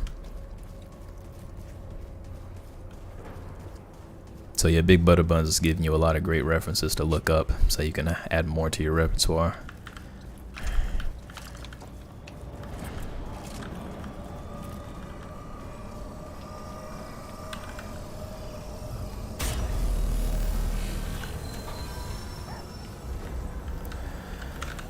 Okay, let's keep it moving.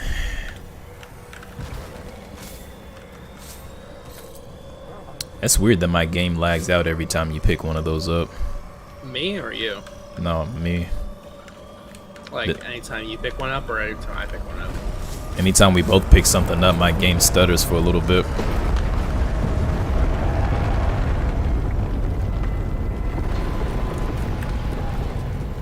Well, This is a cool section, but I don't even understand what's happening right now.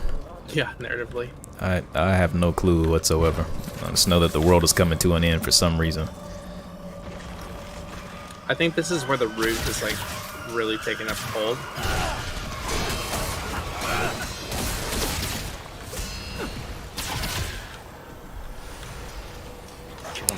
But this looks like the first section that we came into. I hate these damn things. That's literally what I said. I'm like, this reminds me of like even like the first game.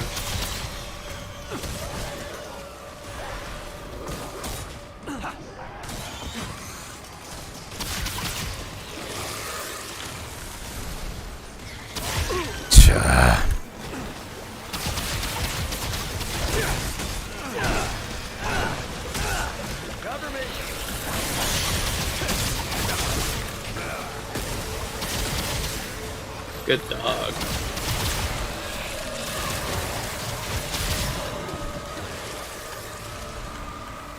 And then Big Butter Bun said the camera transition is paramount. That is so true. You want to make sure your execution cameras don't give the player whiplash.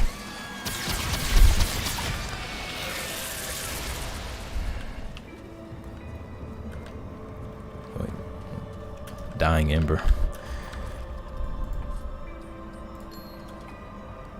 Gain 5% of base melee damage dealt as lifesteal. Okay, that's pretty Cool. dope. That'd be great for your build. It's actually pretty nice. Yeah, I can go back to my melee build now.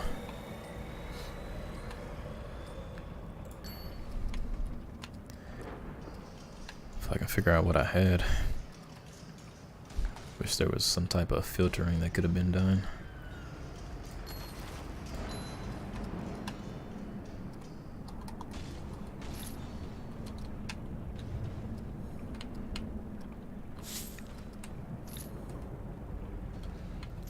What is Bulwark? Can I? Bulwark is like a tankiness feature. I guess. I'm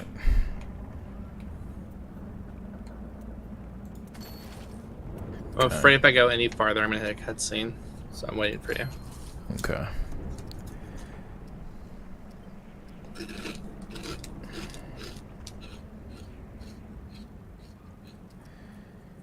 Gain 200% of health and mod power. Did you see Riot announced when Arcane Season 2 is coming out? I did not. When is that gonna be? Winter of 2024. So we got about another year and a quarter left until it comes out. Damn, it's so far out. I'm okay with that though, especially if they put in like the level of animation polish that they did in the first season.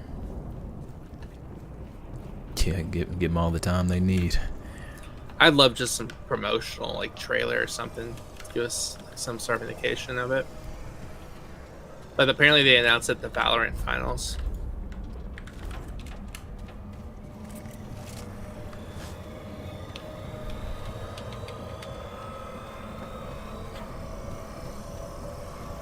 Damn, it sounds like they're everywhere. But The root. You're like screeching and humming. It seems like a final boss arena. that's what I think. Which in that case I probably shouldn't have gone melee, but we'll see. Of course. It hid the fact that it was a boss room until like, you had to pass through the mist. That's hilarious. That's so smart.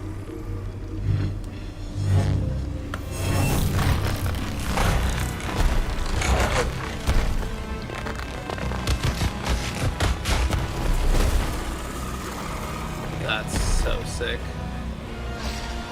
That's great enemy design. I was gonna say that looks so great. Looks like a Treant Mind Flayer. It's called the- Cancer. Okay, hello.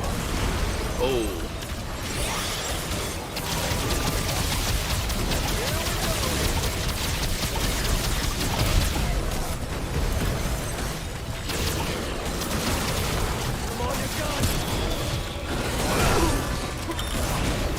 Oh, come on, no.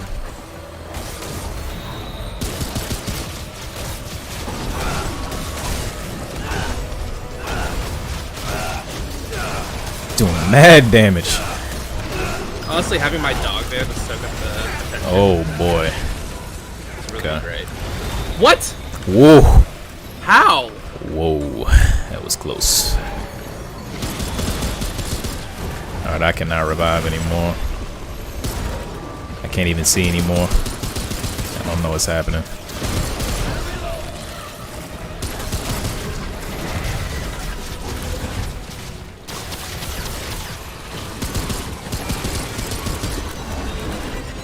Whoa.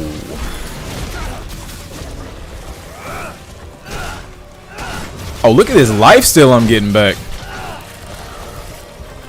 Man.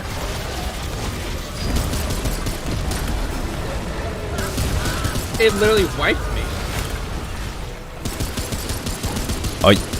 Oh wow, you're not even okay.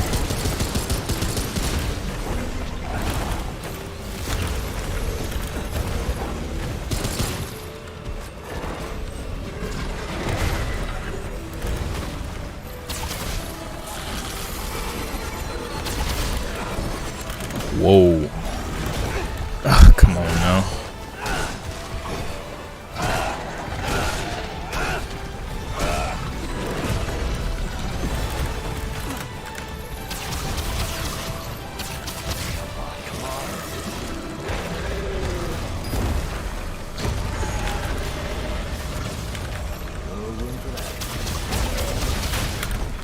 I can't even see them things in the ground. Wow. Yeah, the indicators aren't great. Between all the red light indicators of like where ammo is, you just think it's another part of like the ammo. All right, ready? Yeah, let's go.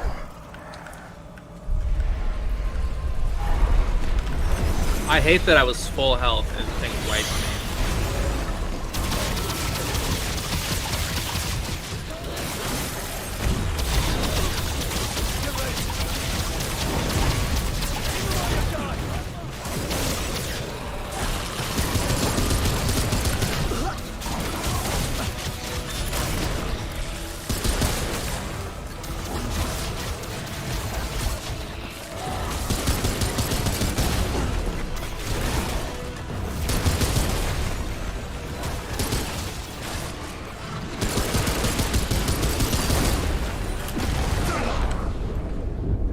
Dude. Excuse me. That was a lot of damage. I got full armor. Still couldn't withstand it. That's insane. Wow. That's so stupid.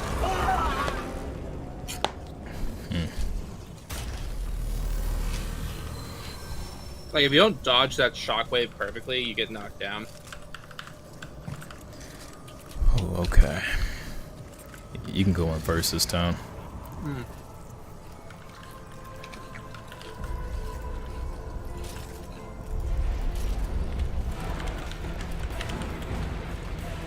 They're coming!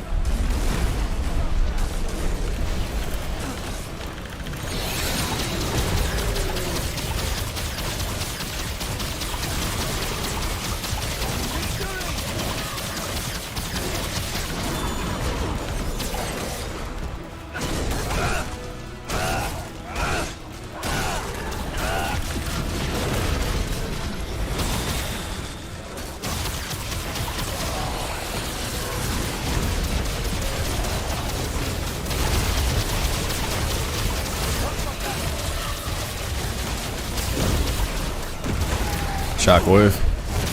Oh my god, I lived with 1 HP. Holy shit. I'm not gonna cut. Oh my gosh.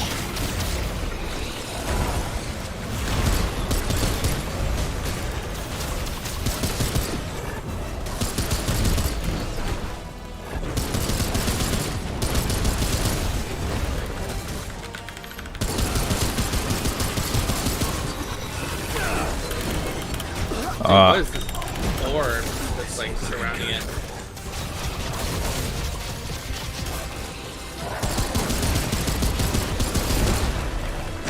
Shockwave.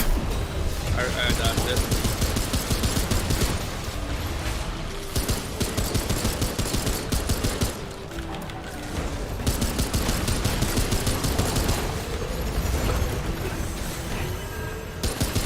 How did I get damaged by that?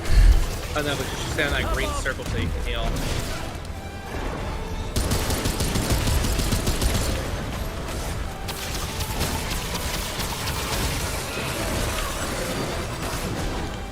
Dude, he looks so glitchy. What the hell?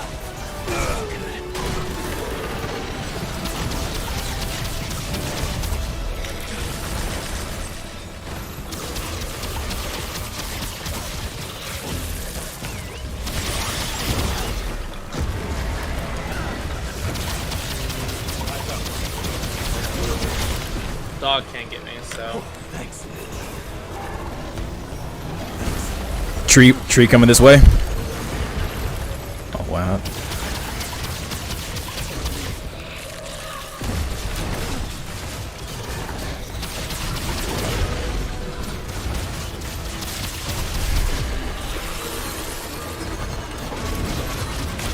God.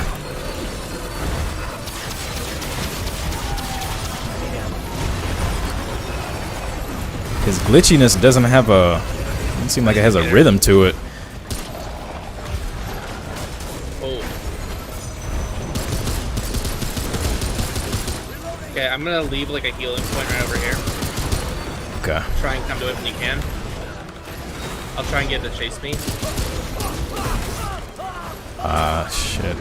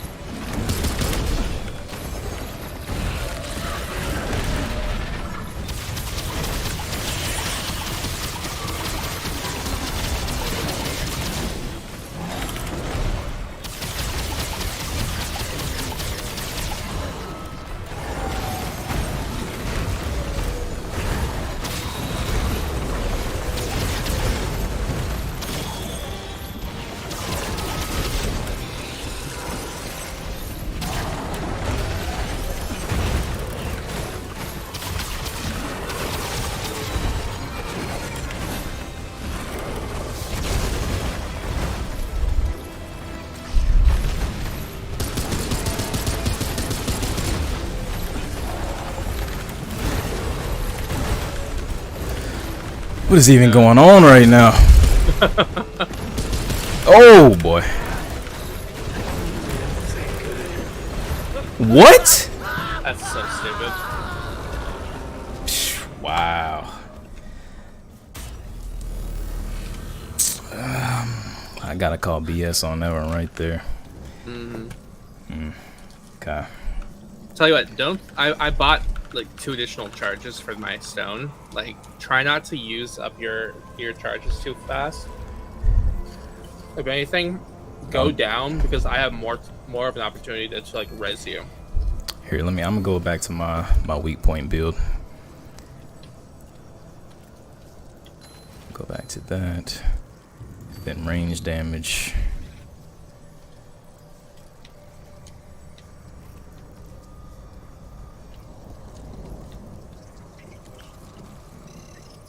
Then I'll do that. And then here we go. Right? Alright, let's get it.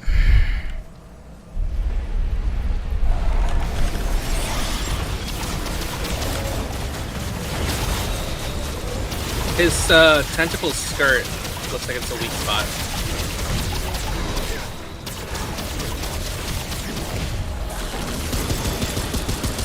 Whoa, what the hell?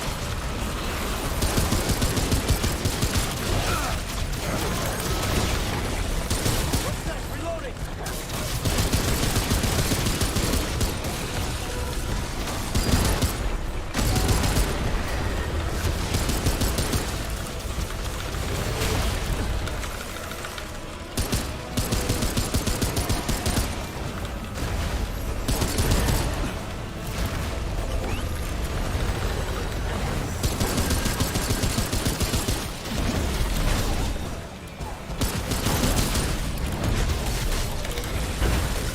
Wow. Okay.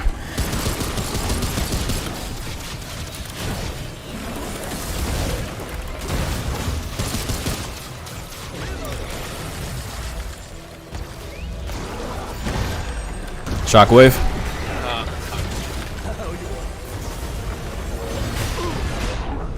Dog's got me.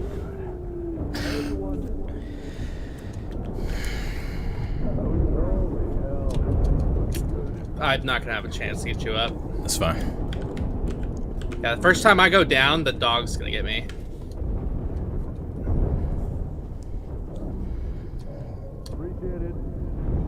Please, please, please, please, please. Oh.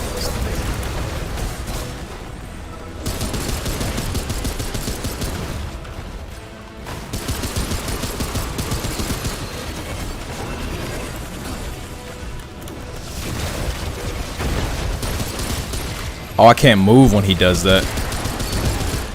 Shockwave. Dude, it's point blank. Like, I was right there. I'm trying to make my way over there 1 second. I can probably am.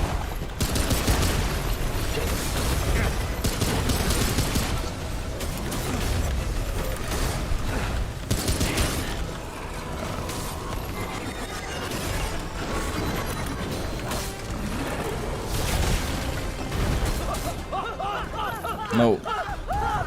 No. Gotta remember to stay still after that.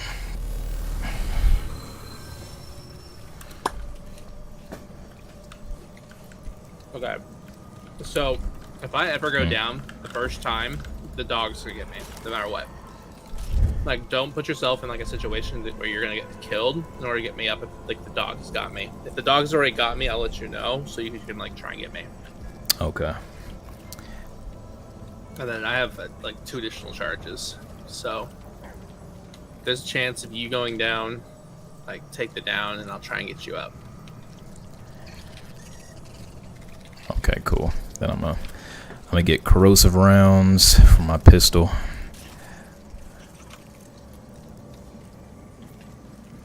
Okay.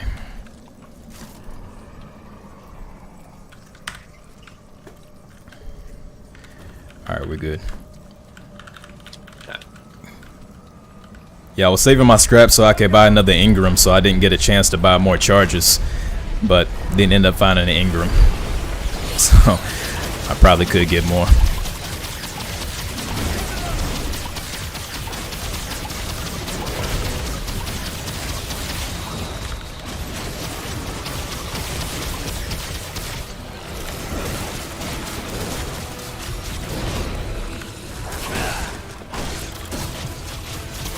His like groin, like skirt area is a weak spot. Okay. Not as good as his back, but like it's still a weak spot. Shockwave. Okay, shockwave. The point blank just sucks. If you're like near his like landing spot, it's instant.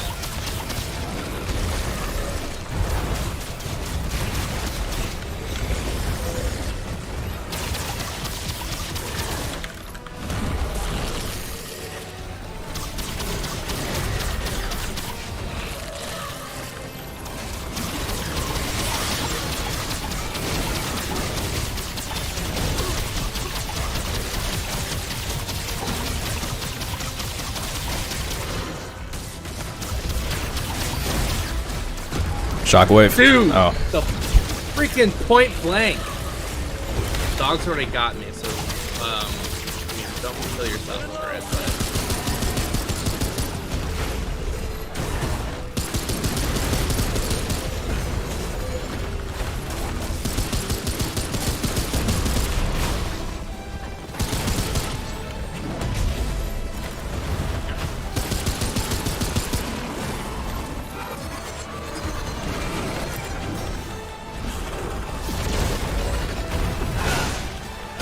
That still hit me. Shockwave. Oh. Wait, I thought your dog. No, I said that the dog already got me. So. Oh, I thought you said the dog got me. No. I would have came over there and res you. What?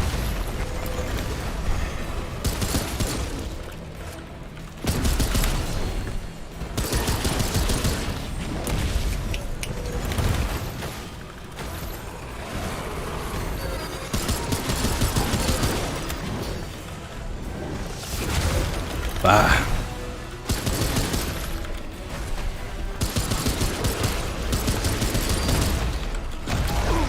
Wow, that's hard to dodge, boy. The dog's got when you? it's that close.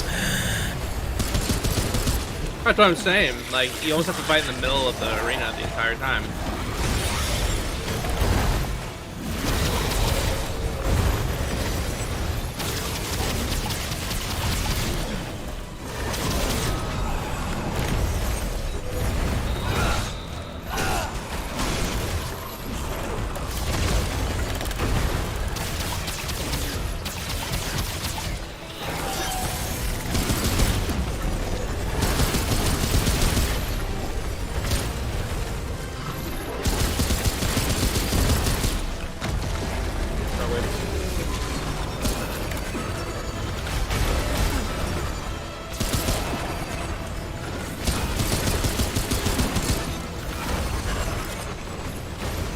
That is. Whoa. Hello. Excuse me?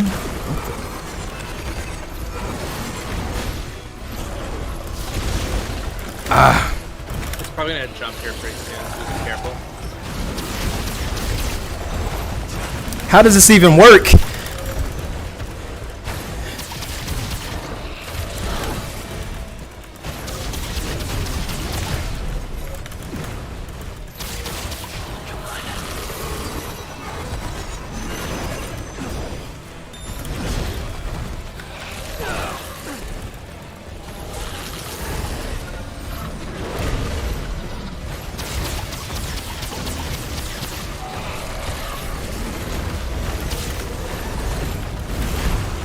What is this madness right now? What is going? How do you dodge this? Well, you're doing really good.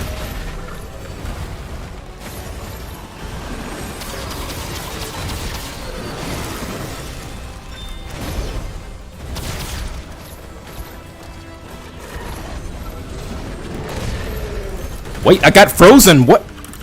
Yeah. Oh, come on. I got frozen. Like, my controls stopped working for about 2 seconds. Do you want to go back to War 13 and get some more charges? Yeah. Let's go back.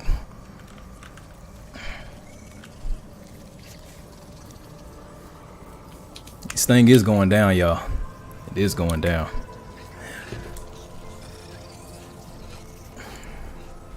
Alright, touch the stone, dog.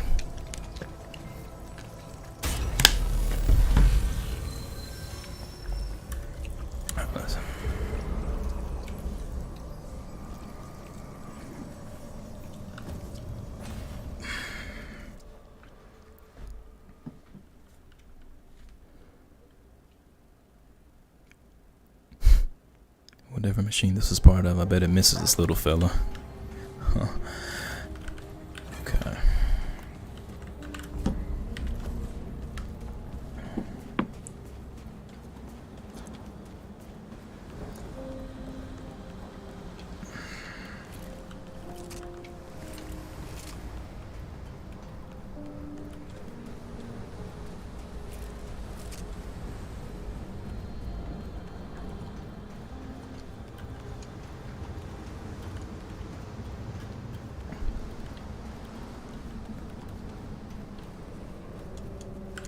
Why am I going all the way up here?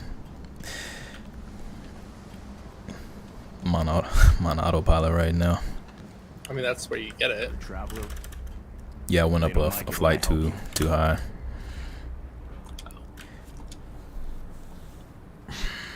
Okay.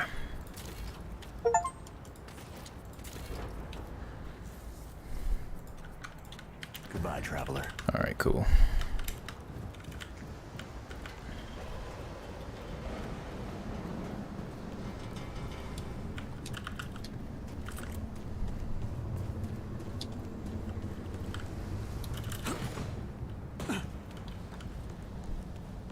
All right, I'm ready when you are.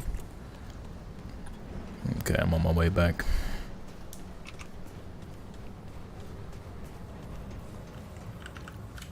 I'm gonna make sure I equip my health regeneration rings when we get back there.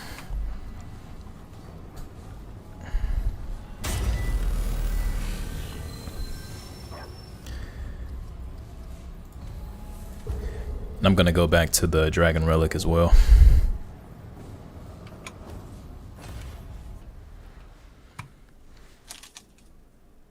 The one thing the root doesn't have is his will to live. It's that stubbornness, those instincts to survive that have kept humanity going for so long.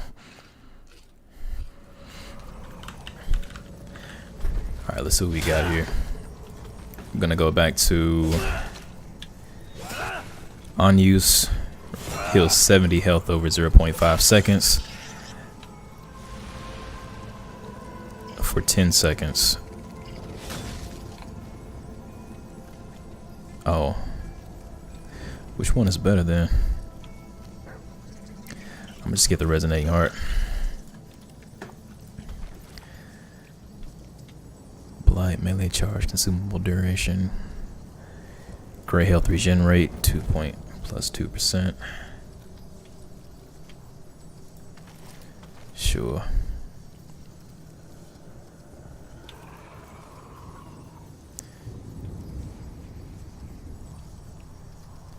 Don't care, don't care, don't care. Range crit damage, I'll take that.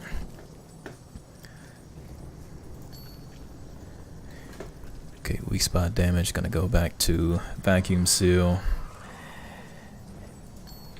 And It's actually so busted. The medic second archetype has an ability that says the medic unleashes a 36 meter shockwave that revives downed allies and restores 52.5% max health over 10 seconds. For each additional 1 second holding the skill button, the heal gains an additional 52.5%.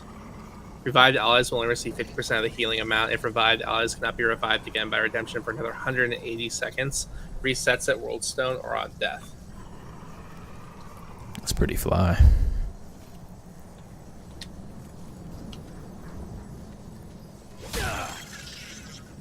You ready? Alright. Yeah, let's go. Let's go. Shit, they see us.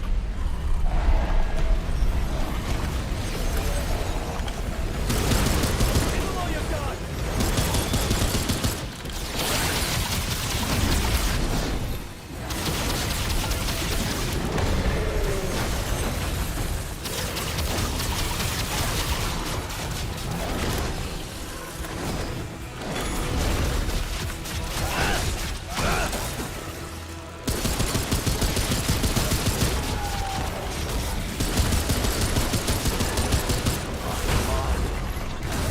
Remember to mine the shockwave that's about to come up.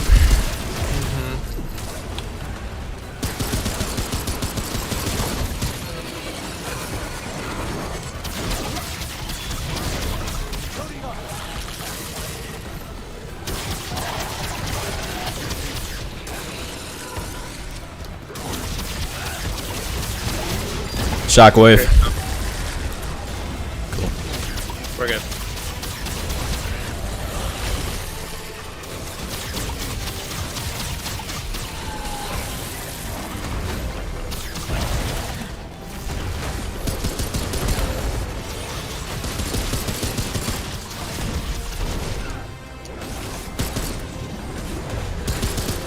Oh, we have to destroy the little trees that come up, or we just get slowed on them.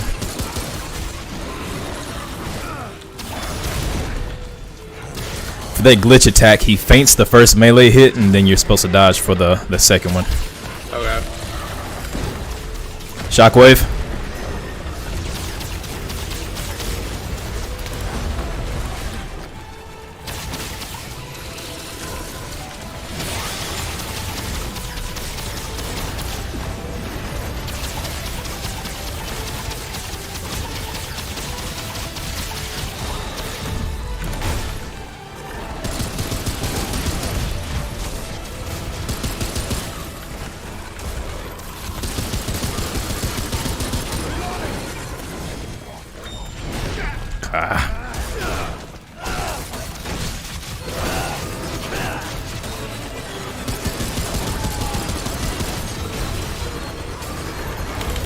I don't know what that is though. That glitch is insane.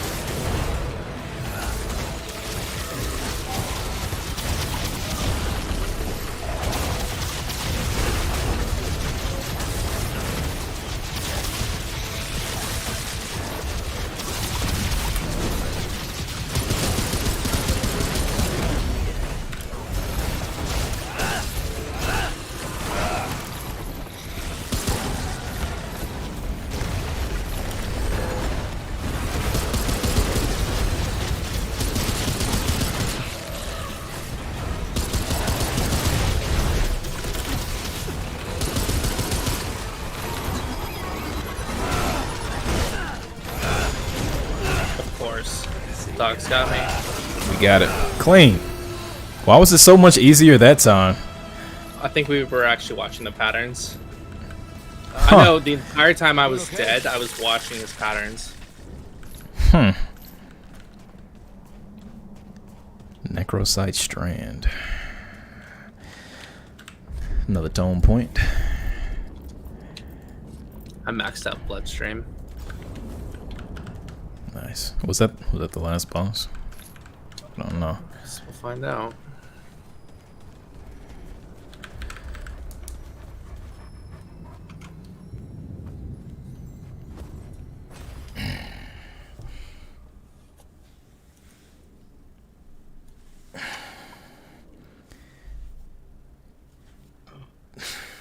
That was the last boss. That was a little underwhelming. Yeah, I hope it wasn't. This feels like it's the first area that we're in the very first game. It does. Like It's like- even the shit over there Oh. is like a pretty good indicator. Just a lot more root activity. I would have loved to see the root go through different go into different worlds and consume them. Oh, those are all those big bosses that we faced. These little creatures.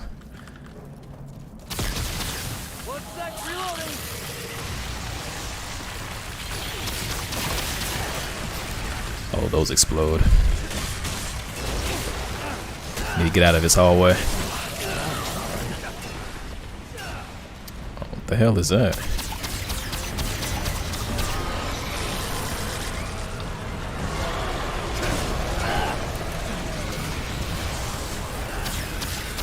We got several creatures over here. What is going on?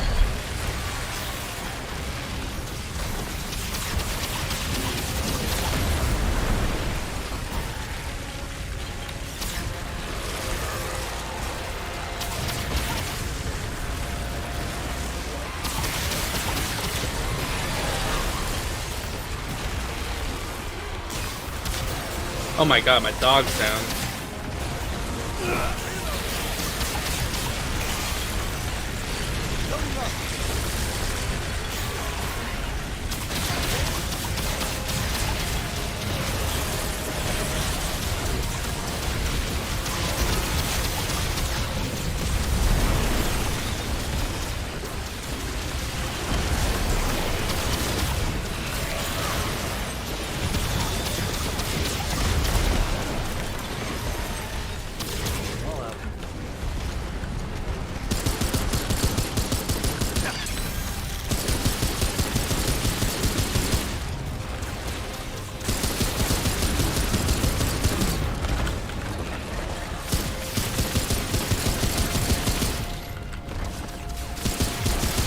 Oh, there were two of those.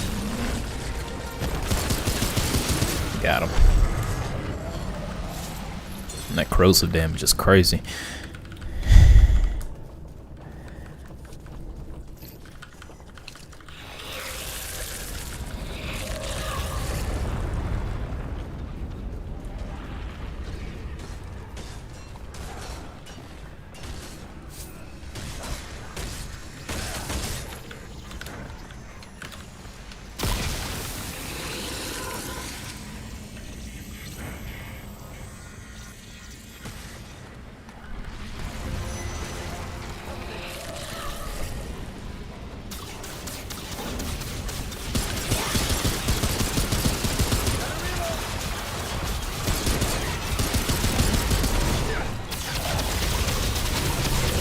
Ain't that the boss we just faced?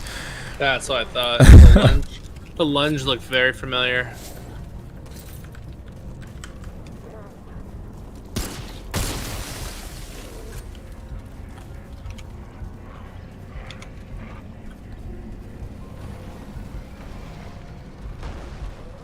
Got some more of these leg things. Oh, there's a lancer up there. Oh no.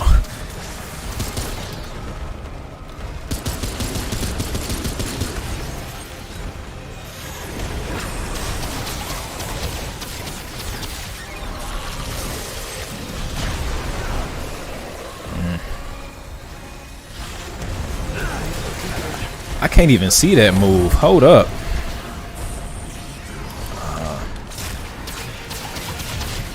Oh no. Out of ammo. Nice. Cannot see their attacks at all.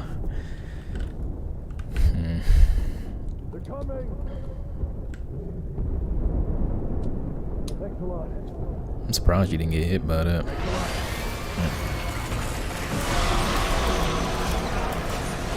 That's annoying.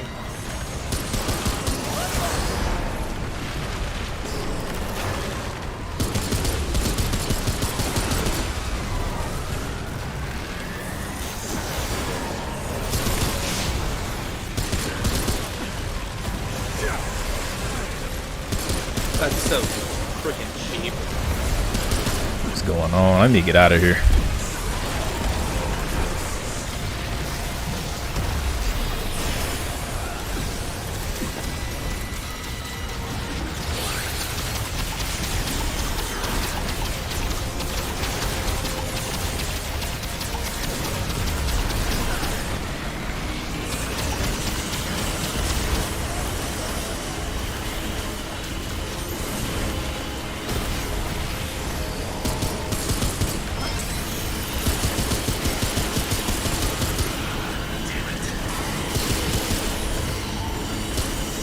The walkers are following me.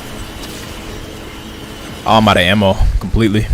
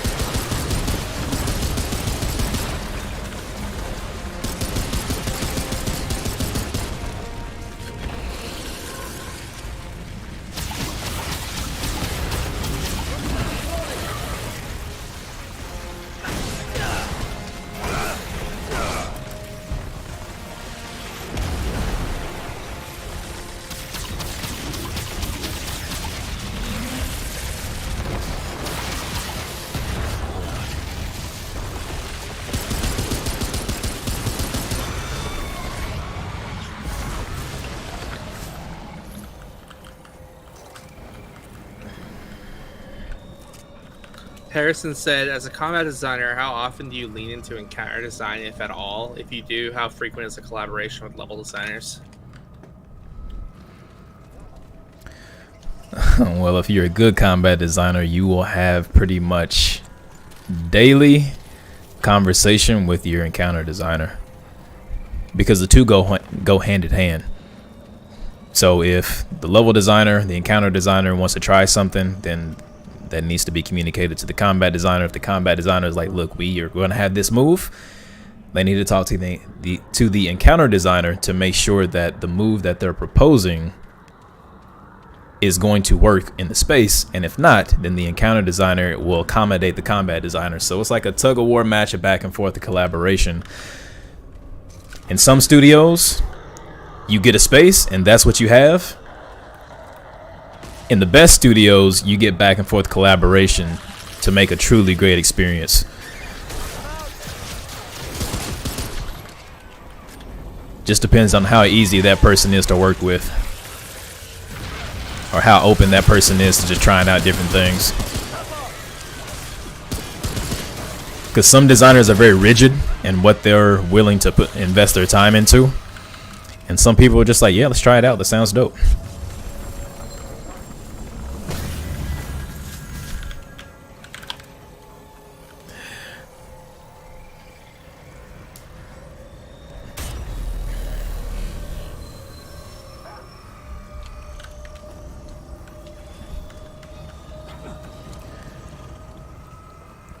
But typically, it's a really good idea for encounter designers to make sure they play the game, and then play the game some more. Because, of course, they are level designers with a combat space focus. But the more that a level designer or an encounter designer knows about the game that they're working on, the better they'll be able to make the spaces for the combat in general. And you'd be surprised how many level designers, how many encounter designers actually don't play the game that they're making that often. And so they'll make spaces that are not geared towards, or the best. 1 second.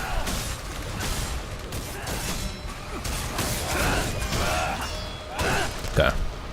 So yeah, you'll be surprised how many level designers and how many encounter designers out there don't play the game, and then their spaces are lackluster or not the best that it can be because they didn't take all the combat factors into account when building out the space.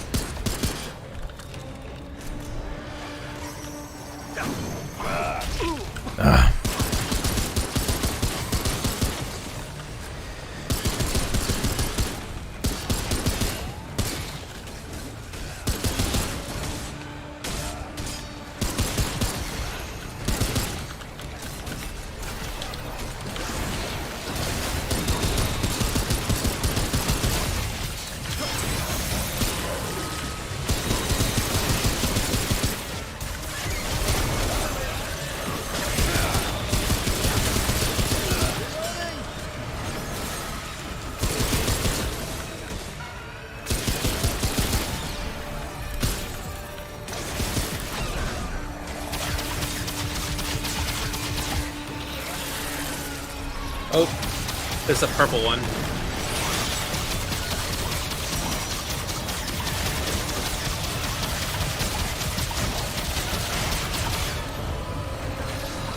Nice.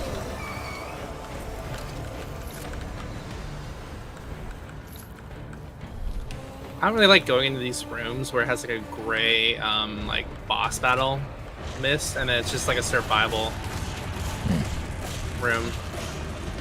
You say you like those? I don't. No, you don't. I think it's kind of lame. Because like mentally you're preparing to fight like a new like boss, but all you're doing is just surviving wave after wave. I guess it kind of feels like busy work. Yeah. Oh. I say that and immediately just get wrecked right now.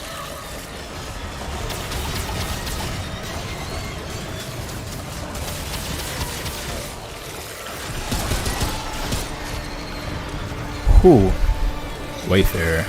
Why are we getting all of these trait cards at the end of the game? Exactly. This is the most we've ever seen at one time. Traversal movement. Come on, dog. Come on. Hey, we'll make you climb the ladder faster. You're kidding me. This. Hey, you were just complaining about that too at the start of the game. Do you understand what this means, though?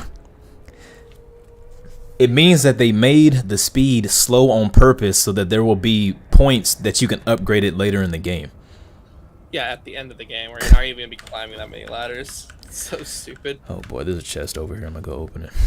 It's All also... right, I'm sitting at the checkpoint just to like save up real quick. Wow.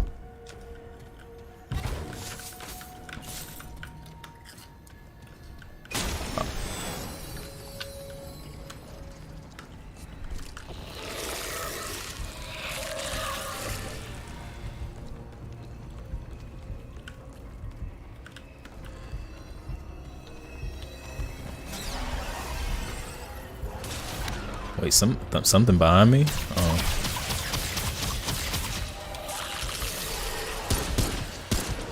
Okay.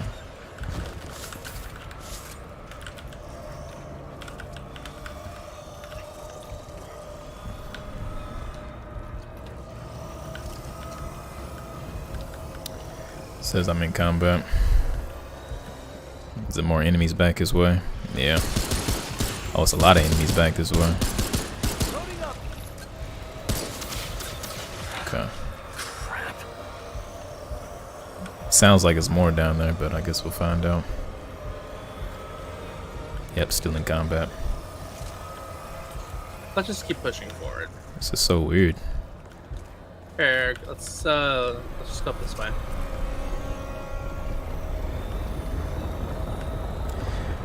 Unreal Samurai 33 said, this isn't really a question but good for thought for the folks on the stream. If there's ever a networking event in your area, go to it. I guarantee the connections you make will be worthwhile. Honestly, even just tuning into a stream like this, I think it's a really good way to connect with people. Just think about it. All these guys that are currently in the stream right now would be great connections on LinkedIn because you guys are all looking for information. You're all looking for like a goal.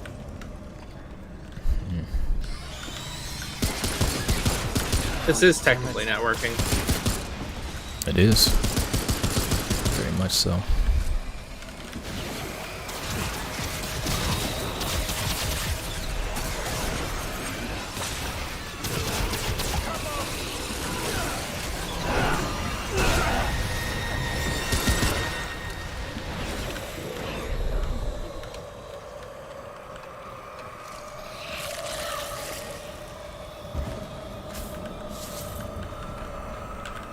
It's purple right here. I have a feeling there would be. We're getting so many items right now. More than we had for the rest of the game. Another checkpoint. Increases mod and skill cast speed by 20%. I don't see the benefit in that. The cast speed? Yeah. That's kind of weird. Okay.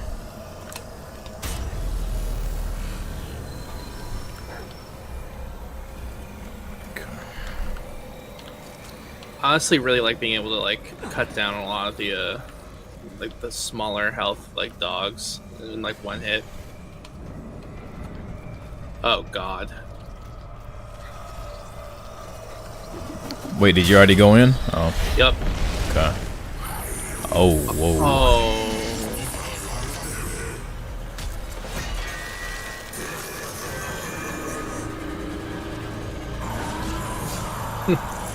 They really tried to do like an edgelord Meta Knight. Excuse me? Oh, okay. Okay. He doesn't really have much of a body to shoot.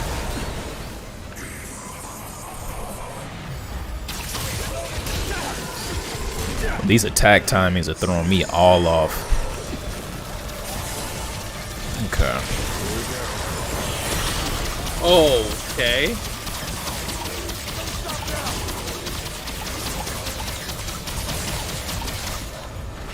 Sir, I apologize for my earlier comments about you being a Meta Knight ripoff.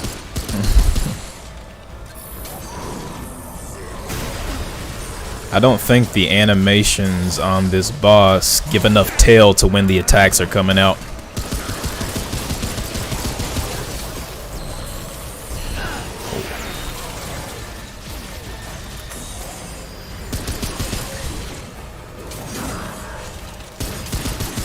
Like I just have to like pretty much memorize the attack timing just to dodge them because I can't rely on the animation. Like what? Okay. Jeez, man. Come on.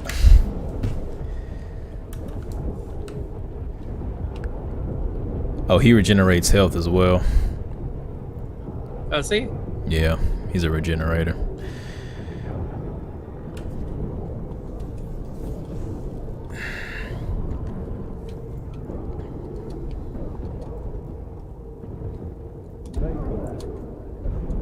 It.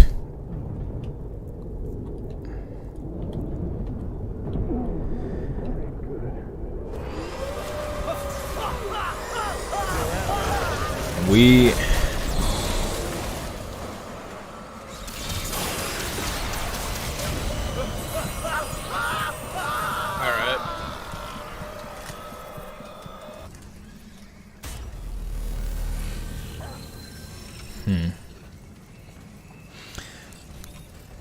So people in the chat, when we go back into this boss fight, pay attention to the animations when he does his melee swings. He goes back, but the attack is super fast. So you don't really get that anticipation of him actually swinging his attack or executing his attack. So right now it goes back and then it snaps fast.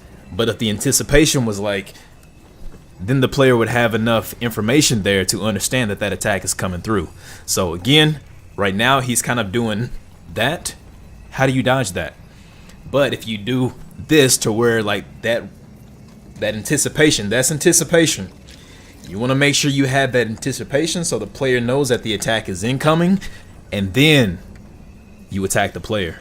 But right now he's twitching, and you have to remember the attack cadence, and you can't rely on the animation in order to dodge the skill.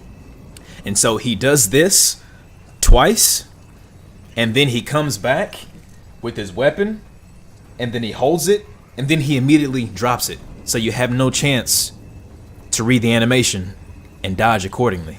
So what would happen if, I guess, I were to change something, is that when he's holding the sword back and he's about to slam down, he does this. He goes up. That's the anticipation. That allows the player to know that an attack is about to happen. And then you slam down.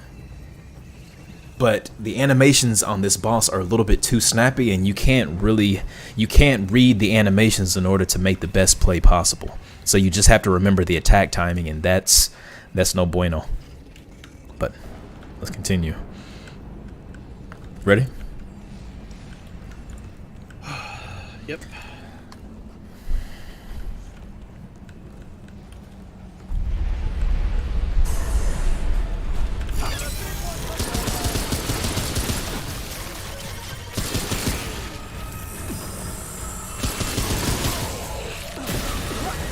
Like that's super hard to read right there. How do I know that's coming?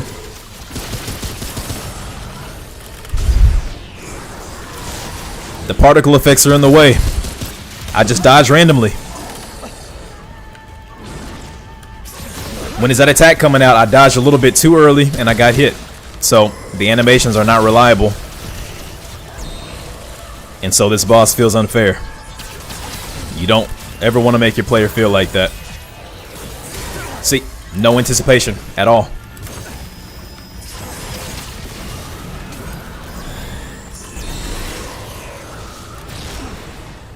I just remember the attack timing.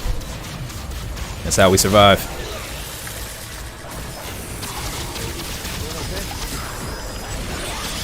How did he? Oh my gosh! I was behind cover and he pierced through it and got me.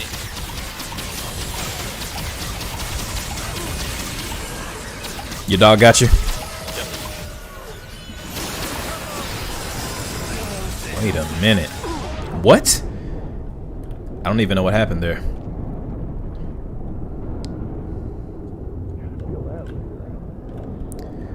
Ah, good stuff, good stuff. Where'd he go at? Oh, he's behind us.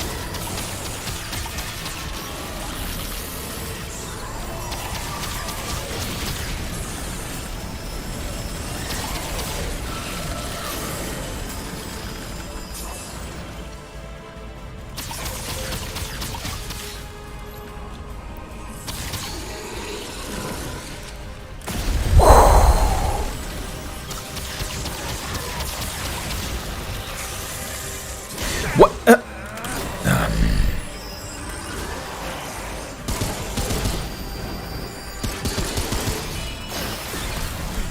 What is going on? This ain't good.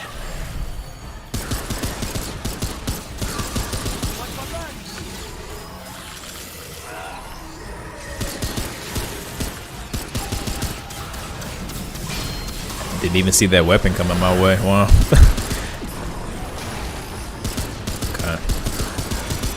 Okay, we almost got corrosive bullets up. Oh. What? Come on. Another thing, right now this boss feels really random.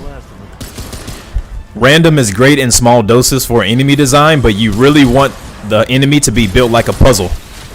So you want the enemy to be predictable so that the player playing against the enemy can feel smart. So they can create strategy and tactics and plan. But if you make things random and hard to figure out what's going on, your player is just surviving by pure luck, pure chance. And I'm sure with enough playtime, this boss fight can be put down to a complete science. But for the first few attempts, it seems impossible. It seems really random. I don't know what's going on right now.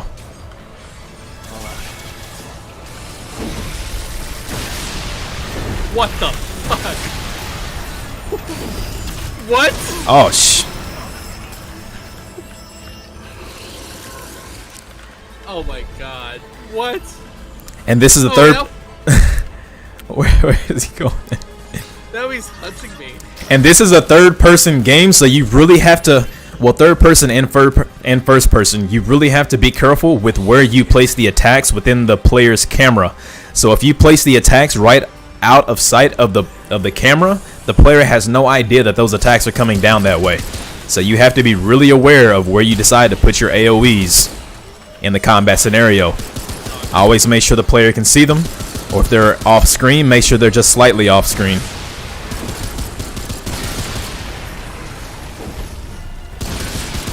You're kidding me. Oh my god.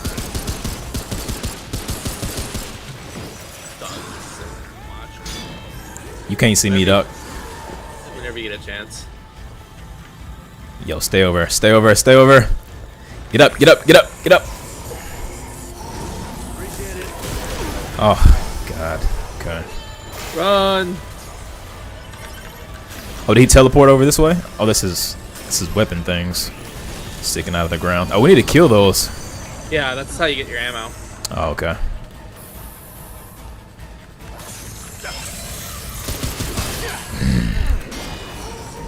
I'm sick of this dude. What is he gonna do? Am I gonna die? No! No! I'm honestly running around trying to get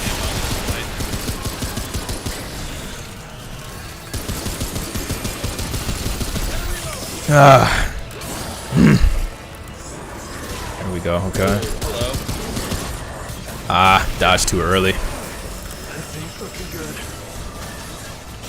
Get out of there. And also, this fight has way too many particle effects. I can hardly tell what's going on. I can't. We need to kill this dude. I can't heal at all. Here, I'm gonna come over to where I'm at. I'm gonna drop a healing circle. Run to me, run to me, run to me. Yeah, if I don't die first. Okay. See where I'm at? Yes, if I can make it over there. We'll see. We'll see. Come on now. Oh, shit.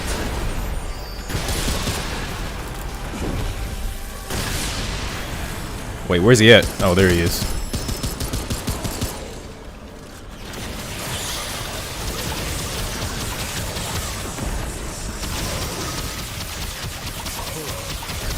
I need this man to die. I do not want to do this boss fight again. I do not.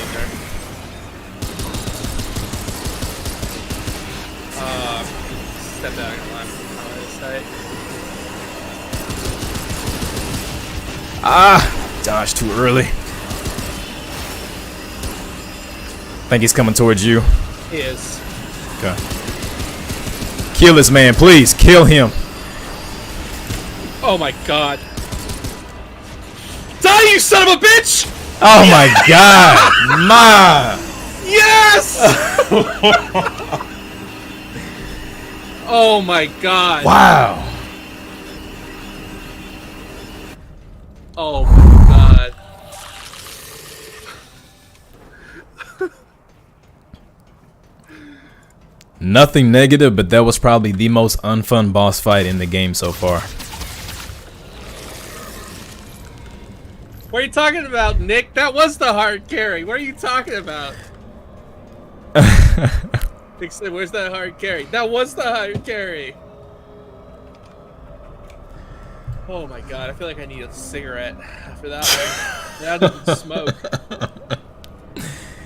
Ben Davis in the chat, he said, I'm so glad I'm not the only player that sees the lack of anticipation throughout the whole game. The animators definitely need to pay more attention to anticipations. Yes, they would be greatly appreciated. And then Haseen in the chat. Hey, I have a question, please. When you work with colleagues on a new project, but technically they are not yet ready on some aspects of the production, do you think making a good documentation is the best way to help them to reach the level expected, or maybe something else? It depends on what they already know and where you need them to be. If they just don't have the skill level for the task at hand, then you need to have dedicated time to teach them to where you can let them off, I guess, the leash. Because you don't want to spend months or 2 months trying to onboard somebody by creating documentation that they follow, when if you just sit down for a total of 12 hours to teach them what they need to be taught, and then they can immediately start working on whatever you need them to, that is the best option. And I've noticed that happens a lot in the industry, is that companies have onboarding. They're like, hey, here, sit here. Here's the documentation. Learn our system. Learn the way we do things. You have about a month or 2 to onboard, and then we're going to really get you in the loop. I hate that. That has been a process at every single studio that I have been at. It's like studios nowadays, or not even nowadays, but studios pride themselves on, hey, look at this documentation. We want you to figure everything out by yourself, and if you have any questions along the way, then ask us. I do not think that is the most optimized way to handle onboarding experiences with somebody new or somebody even experienced. You need to have dedicated time to sit down with somebody to teach them the ropes so that they can start getting to work faster. It doesn't matter if you sacrifice time. Would you rather spend 12 hours in total to teach somebody the things that they need to know with dedicated one-on-one time? Or would you rather them learn that over the course of 1 month, but you're free?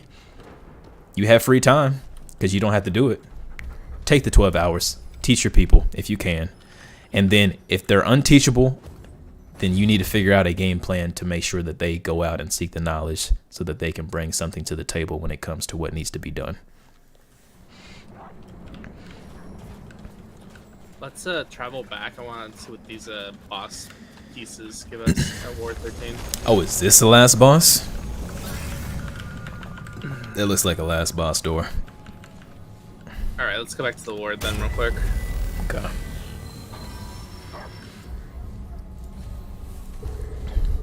And then Unreal Samurai said the attack animations are kind of misleading. How we get folded if I played LOL. Appreciate you, Tyvic, for breaking down the mechanics. Of course, I appreciate great combat mechanics and anticipation within animations. Animations drive majority of the combat feel and feedback for the player to make sure they make the right decisions.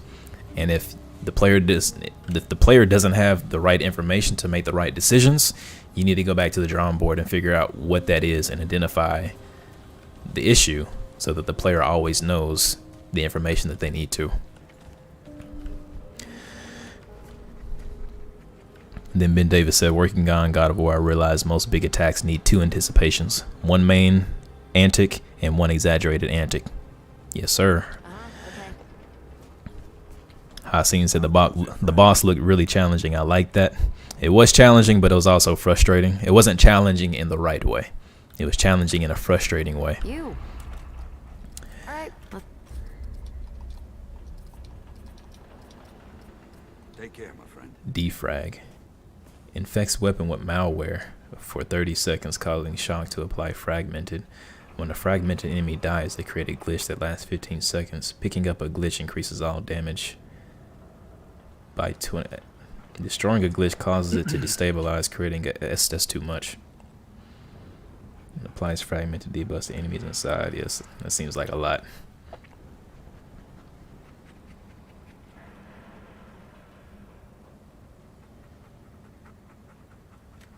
Okay.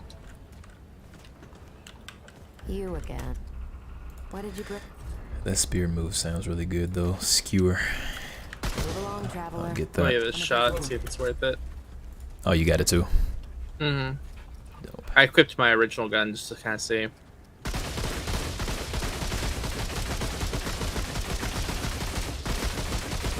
Then I love this repeater pistol. It feels good to shoot.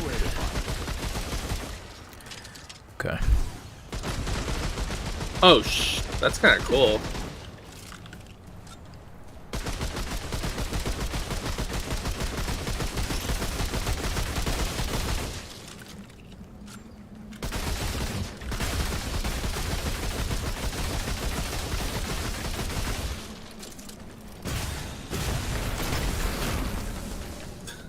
Oh well, I can't. Huh. All right. Okay.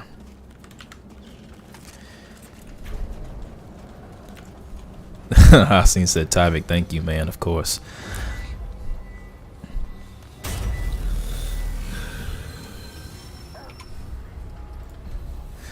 Okay, Unreal Samurai said that this boss's AoE attacks are pretty crazy too. Makes it tough to properly prepare to get cover or evade. Not enough time.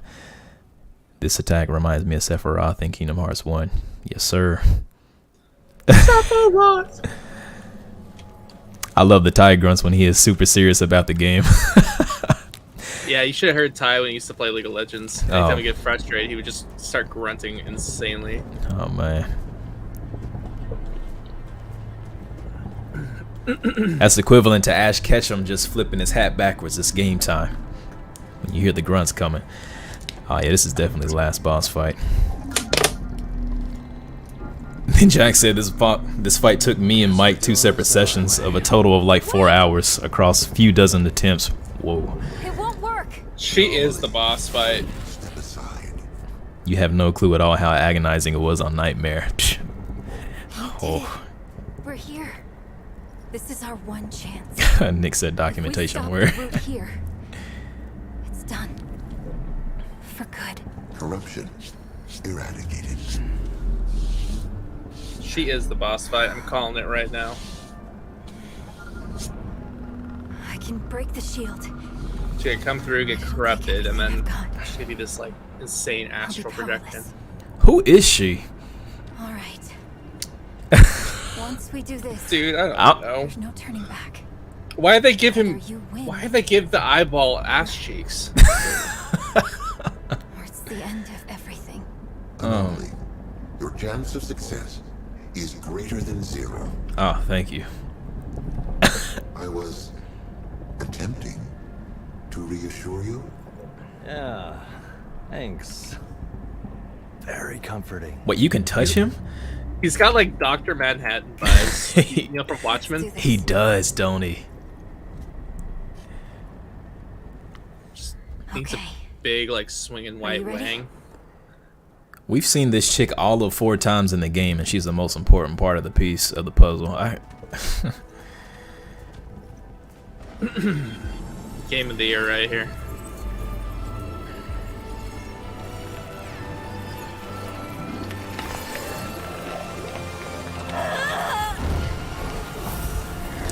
Imagine there is no final boss fight, it's just her doing that and the game ends.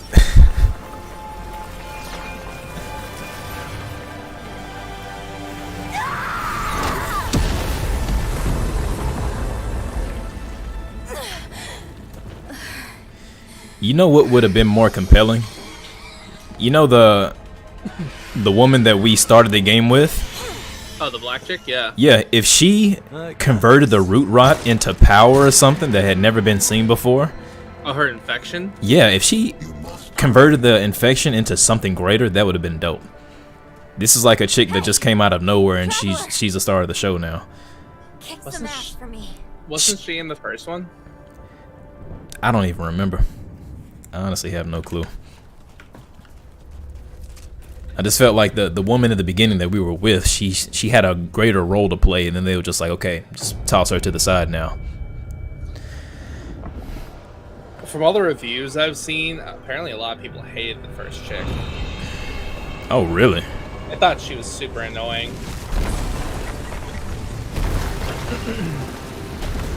Whoa. It's like a root rot dragon.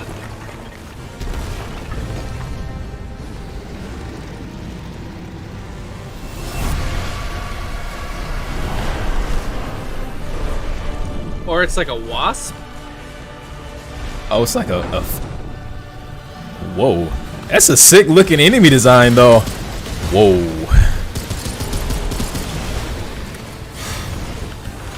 Okay. Shockwave. Oh, you're down. Okay. Oh, that's good.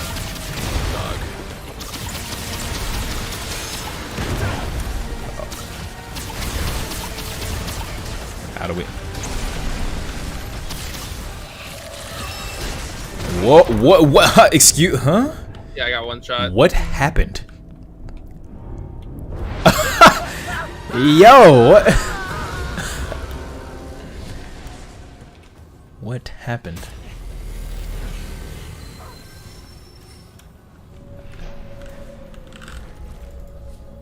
I don't know. Oh, we both died? Yeah, we both died.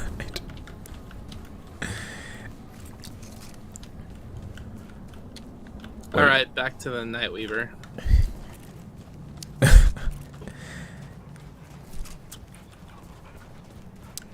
don't know how many attempts it's gonna take. Y'all are some great help. You know what, Clementine? You broke the barrier, but you just standing around still. You there for moral support. Y'all doing great. I'm sure Dude, it's not even letting me look at his ass cheeks. Like, he's literally following me no matter what. Nah, censored, dog. Huh? It's censored.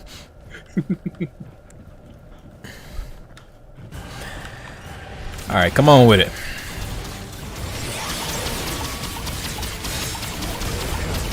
Why are you focusing me, homie? Hey, you don't hear me complaining.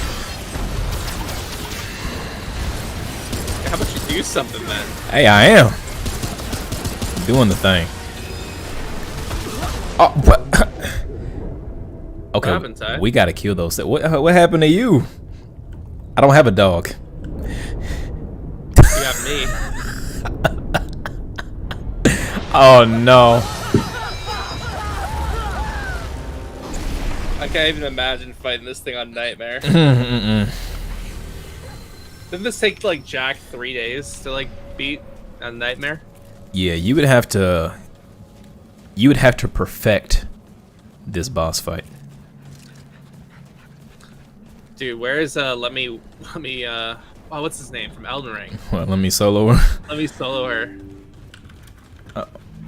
Cause they say that a hero could save us. Hold on, Harv. Hold on.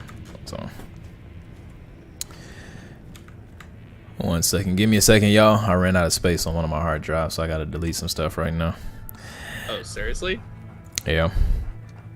Okay, So well, while he's doing that, I'm gonna use the restroom real quick. Actually, it might be corrupted. What, the whole footage? Okay, I'm gonna use the restroom. It could be. Maybe. Let me see. Article on like Yahoo or something, and then send me like a. No, that's not it. Well, that sucks. No, I didn't jump. Circle. Next Sunday. Huh. Okay. Well, I guess I'll figure that out.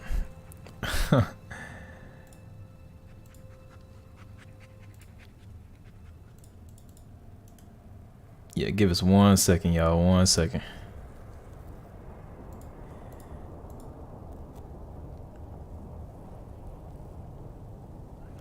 Yeah, that's corrupt. Okay, well, I'll just snag the video off of the actual stream. Not too much of a biggie.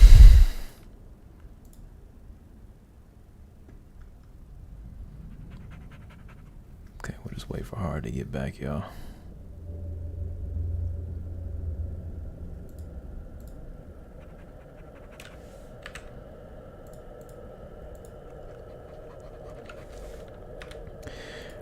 Alright, and while Harvey's gone, now is the best time to answer some questions. So if y'all have some questions, go ahead and drop them in the chat right quick so I can get to them real fast.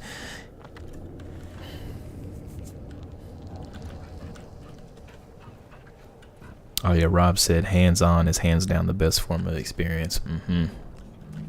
Most definitely.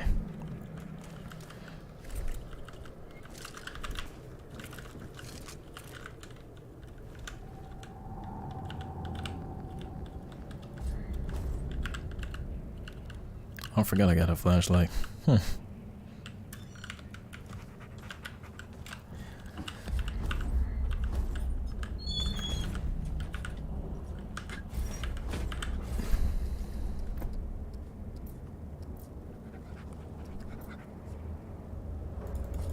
guess I'll get that.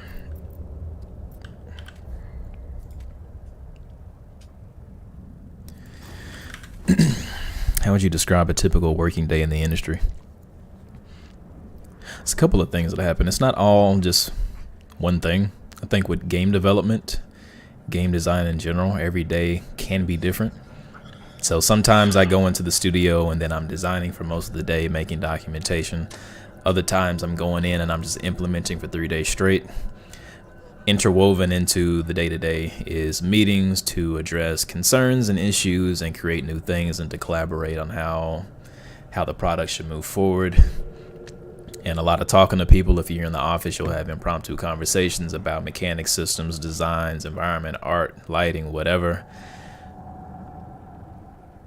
And let's see what else. Really, that's, in a nutshell, that's pretty much it. So collaboration, design, implementation, documentation, all of those switch up from the day to day, whichever one is your focus at the time, depending on where you're at within your prototype or your system or your mechanic or your art or your environment. So really no day is quite the same. Some days you talk to people more, some days you design more, some days you implement more and you're in code and you're doing technical aspects. And then some days you smash your head into a wall all day because you can't figure out why something doesn't work. And it's only one line of code that you had no idea was even in existence. So it just depends on what you're working on. All right, are you back? Yep. Okay, let's get to it.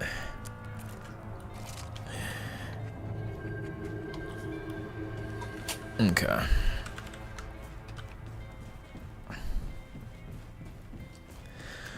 Alright, come on, dragon. Fade dragon. Treant, fade, dragon.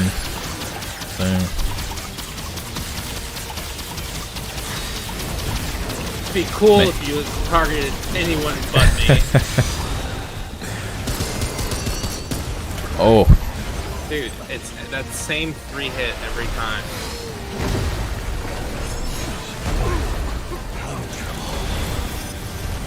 Oh no. How do I even dodge those? How? How do I dodge those? Alright, something gotta give. Alright, let's just get back into it. I wish it wasn't such a walk of shame to get back to the boss fight. Like, you literally have to pass the ass cheek eyeball and Clementine in order to get back into it. Like, and we're only lasting like 10 seconds, like max. So they're seeing us pass them like 12 times.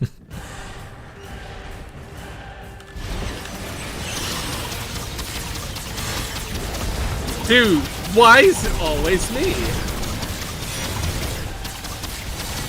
And the explosion.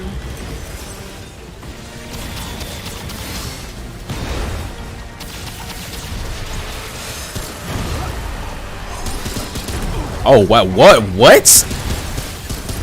There was no anticipation there either. How do I dodge these things? I know you gotta attack them, but what? I just don't know. It's the same, like, pattern that we keep just dying to.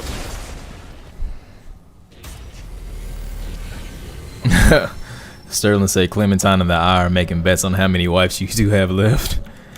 Or who's buying the boba. I just hate this because it's like, yeah, we know.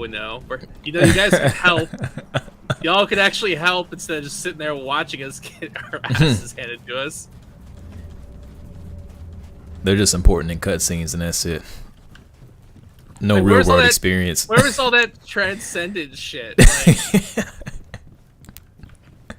truly. Come on now. Yeah, about time.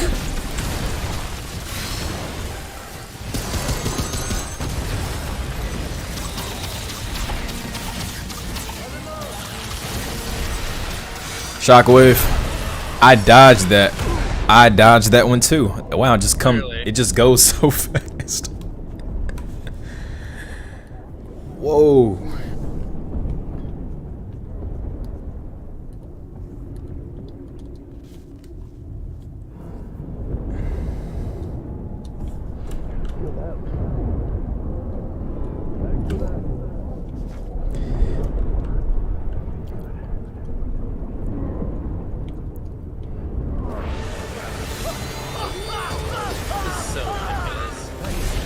Oh, your dog was reviving you.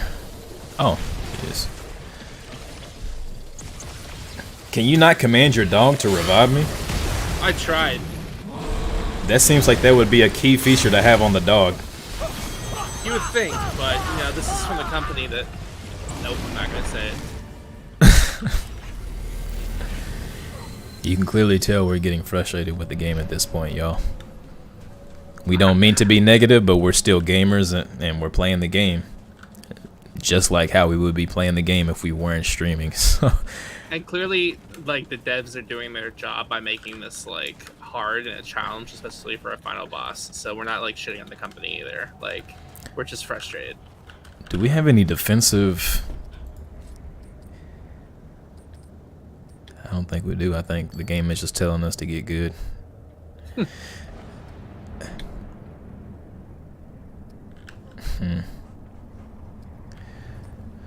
Oh, okay.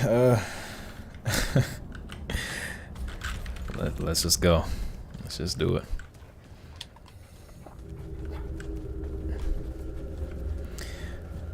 We have to attack those orbs. I know that. I'm guessing we can fall in this crater in the center, so don't do that. Oh, he's attacking me again this time? Nope. Nope.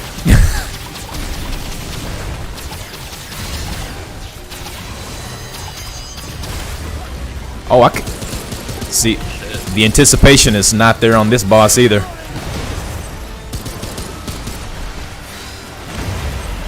It's not even giving you, like, a chance to, like, breathe.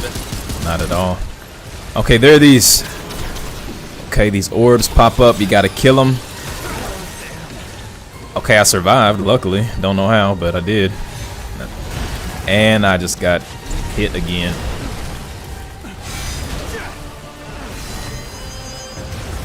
You know what it is? You know what it is, dog? I just had the anticipation talk, but the anticipation comes so soon in the animation. And then it just snaps.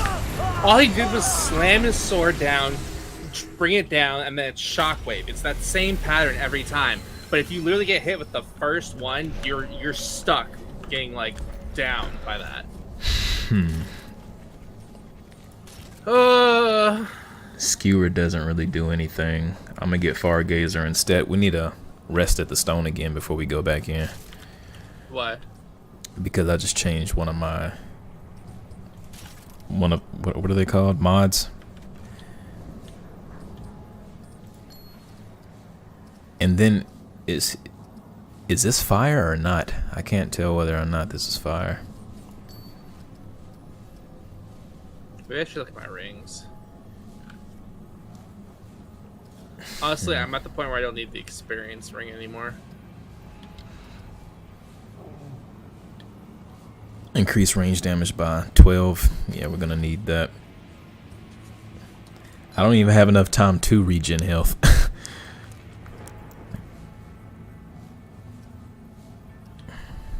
Increase of skills, regenerate. Using a skill regenerates 10% of max HP over 5 seconds. I don't know.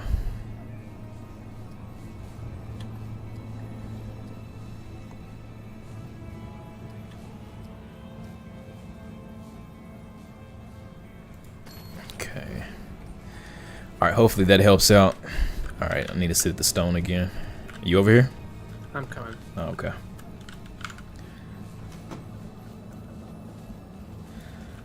Okay.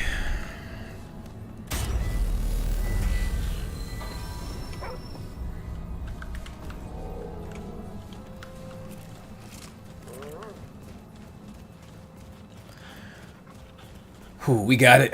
We got it. We just gotta figure out. We just gotta learn. We gotta analyze for right now. Most importantly, we gotta dodge that first swing that he takes in the fight. Dishes out that attack so fast. This is a cool scene though. Really cool environment. Alright, ready? Mm-hmm. Okay.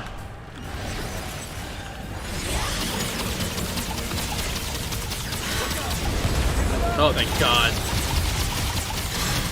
What? He heard you.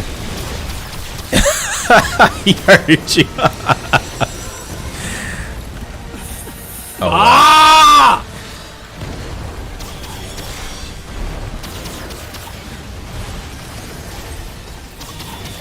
Oh no, are those coming from me? Oh, what? How? I really need to know how to dodge those. I hate this thing so much. How do you die? I'm gonna get the Volt. When the orbs come out, I need to fire off the Volt orb. That's what I'm gonna try out. Yeah. Not the electrode. What is it called? The Volt? Dude, Pokemon. Volt orb. Yeah, the Volt orb. Okay, so I'm gonna do that. See if that works. Ooh. I do not like this boss fight.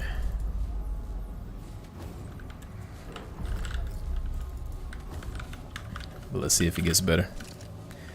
And then I need the rest of the stone right quick. Again.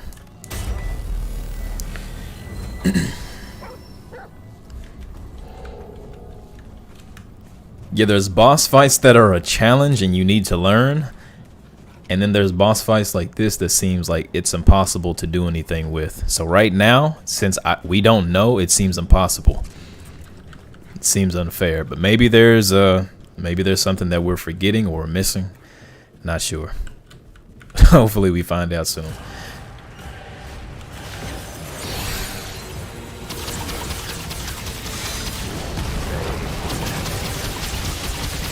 It's coming for you. Yep. Nice. Shockwave. Shockwave's the next one. Okay. Orb. That didn't help at all.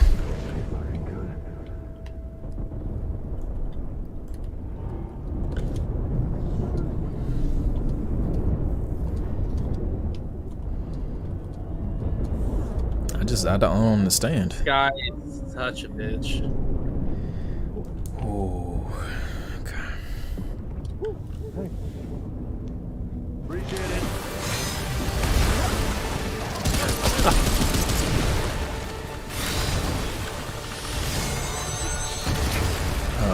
The dog doesn't have me, by the way. He's gonna slam it again, really quickly. What? Not good. I'm gonna die. Don't even bother. What is going on?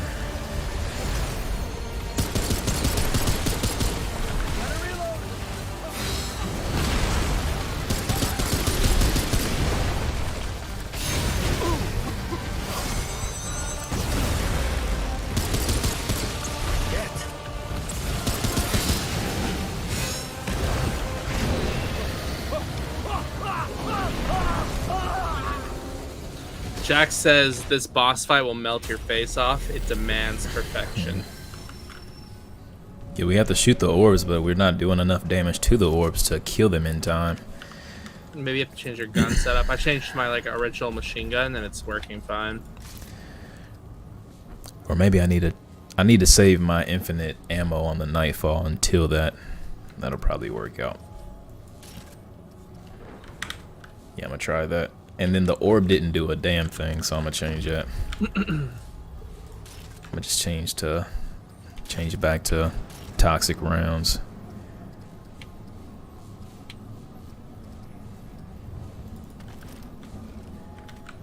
Alright, touching the stone.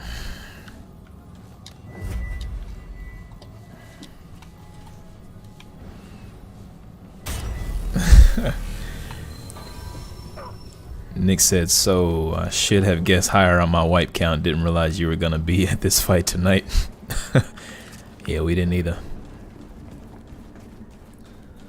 Yeah, we know, guys.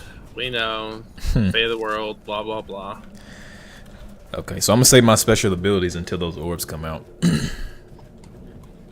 Ah! Ah! Ah!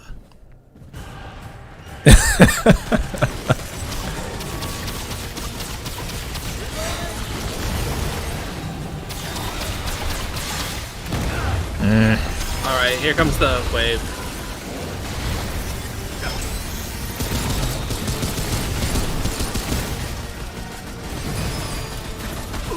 I got most of them. I think I only couldn't take out one. Okay, this is better.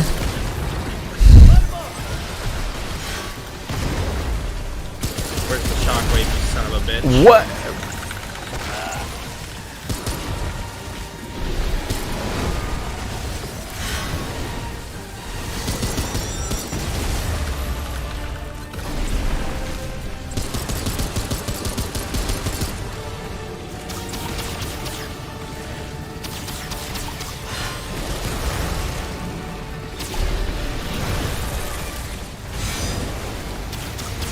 Guy. Shockwave.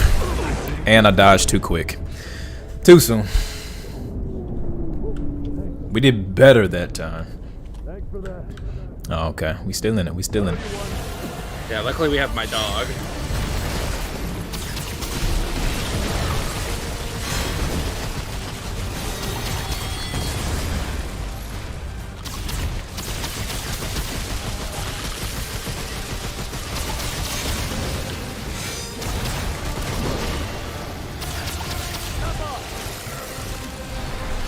Dude.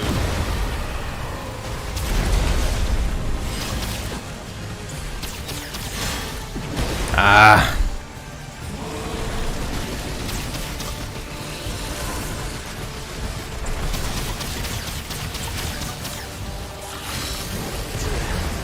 Horse.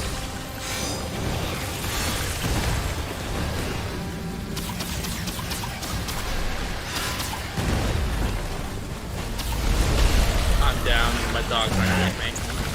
Honestly, just go for it. Just try. Ignore me. Just try for it. Hopefully enough time will pass for my death that the dog can get you up if you need to. Oh, there's a cooldown. Yeah. Once I'm down, the dog will just like attempt to revive you after a certain amount of time. Like, I don't want to jinx it, but this is as far as we got. Oh god. Oh, yeah. What? The cooldown must have ended. That's so. Ah! What? I don't have enough damage for those orbs, man. I don't. I'm gonna go use the bathroom right quick. I'll be right back, y'all. Okay. I want to see exactly how this works with my dog.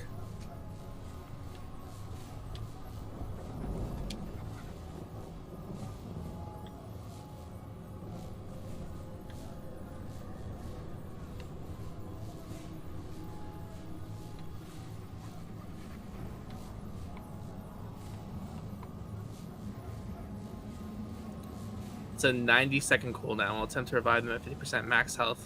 Can be used to revive allies with command. Downed ally must have a relic charge. Okay, so I can command it too.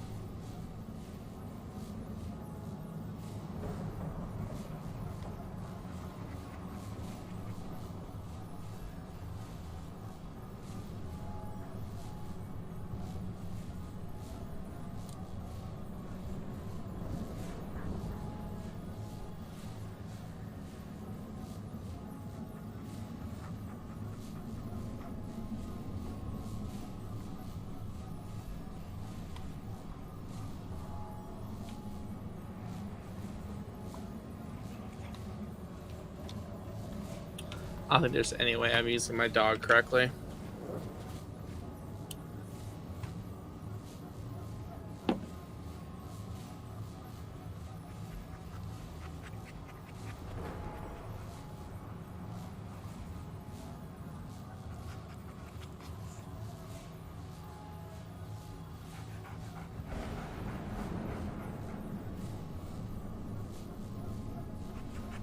Alright. Okay, apparently I just read my dog can be commanded to like res you, so there's like a 90-second cooldown on it. That is huge. Huge cooldown. Okay. I mean, it makes sense. I would rather the revive effect take 3 times as long or 5 times as long rather than putting a cooldown on it. But it's like, that's the whole appeal to the dog, at least for me.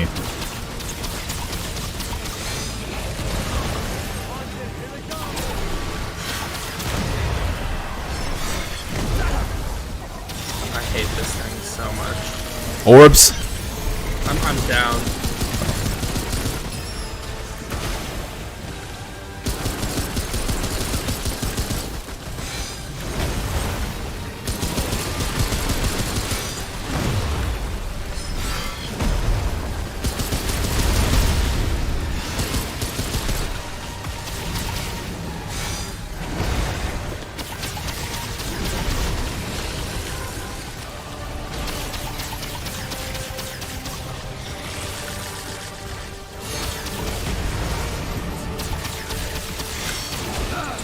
That hit me?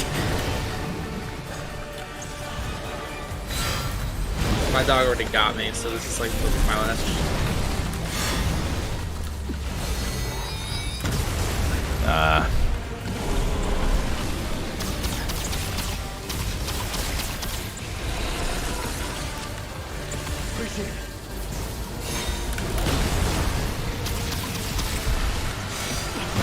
Too early.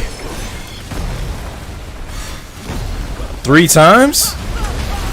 Oh my god.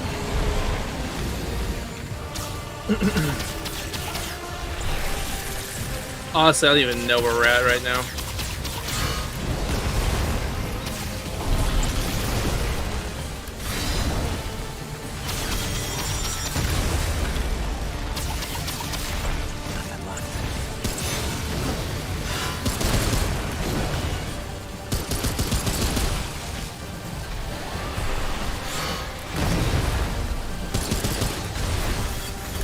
Oh boy. I think you can dodge the last second for those orbs. Come on, heal up, heal up, heal up, heal up. There we go. My dog's got you. Oh great, right when the orbs are up. Roll. Oh, I roll into him. Yeah, I told you you can dodge roll them. I rolled way too quick. Oh. You have like 1 HP.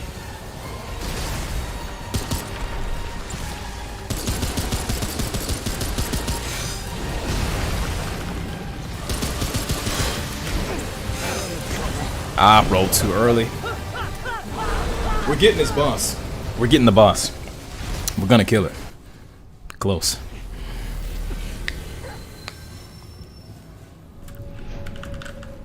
It's gonna happen.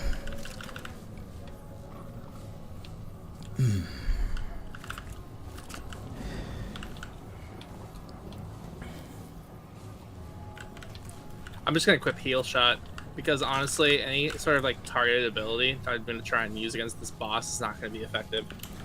Okay. So my best bet is to shoot a healing zone for you. Do I have any items in my inventory that I could potentially use? Nope. Slightly increases evade window and evade speed by 15% for only 60 seconds.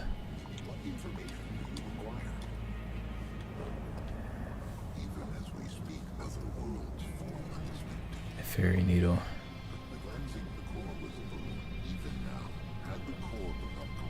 Okay, no. Not worth it. Right? Okay. Yeah, I'm ready.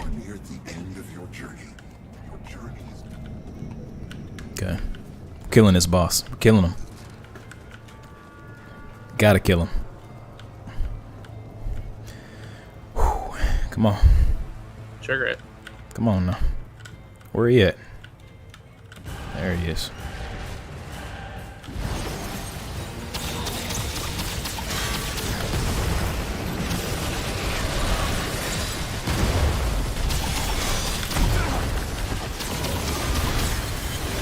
Orbs.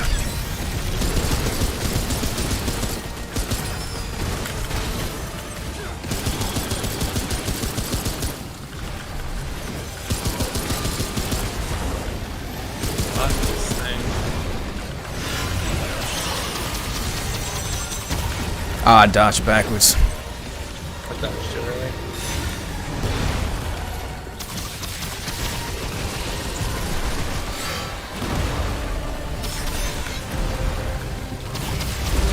What?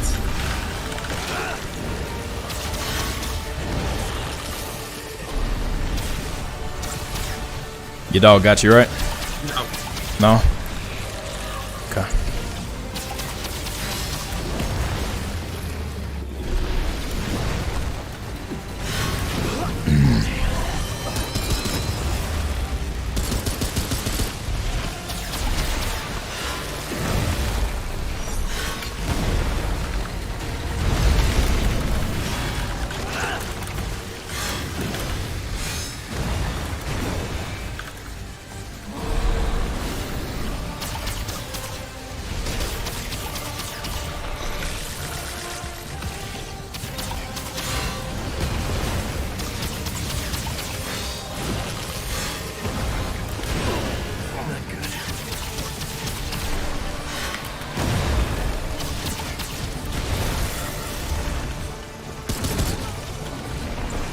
I don't have enough time.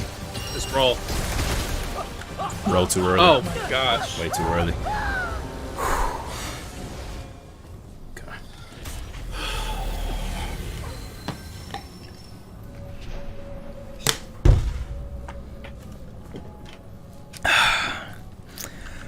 Whew. Okay.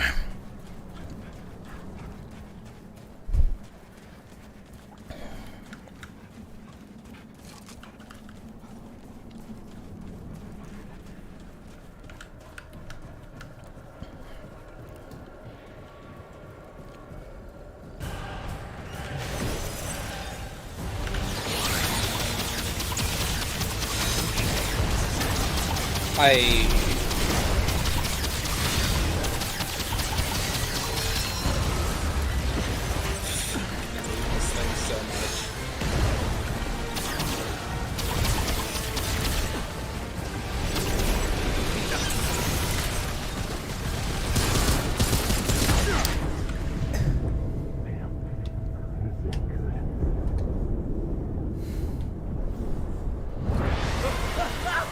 I didn't know you went down.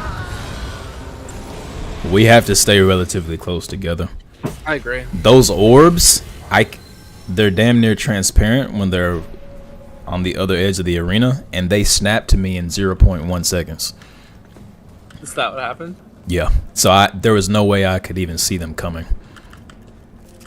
So let's stay relatively close.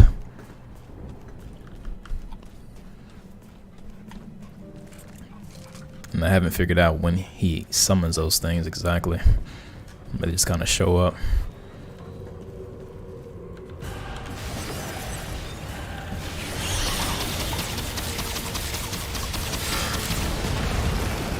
Why?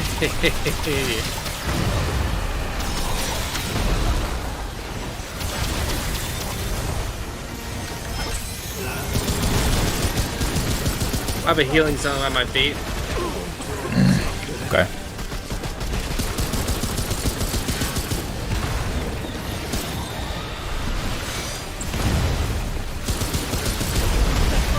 I dodged that. I cannot see that. Too many particle effects. Well, Be dope if I could just stand in the healing circle. Dog's reviving you. Okay. Perfect. And I immediately get tagged on revival. Dog won't get me because he's got you. Okay.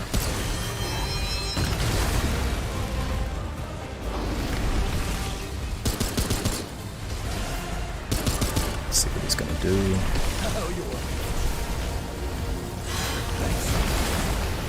Good thing I invested all those points in the quick revive. And a third one. That's so dumb. Okay.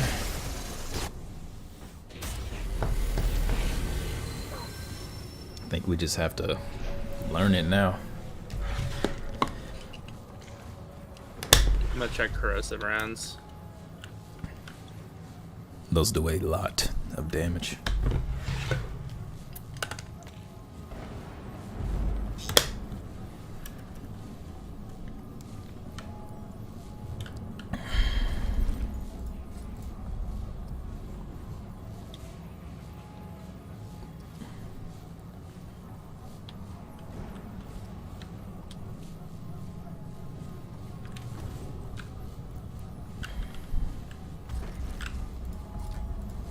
Okay, ready? Yeah, you gotta go back to the crystal to refill your mod.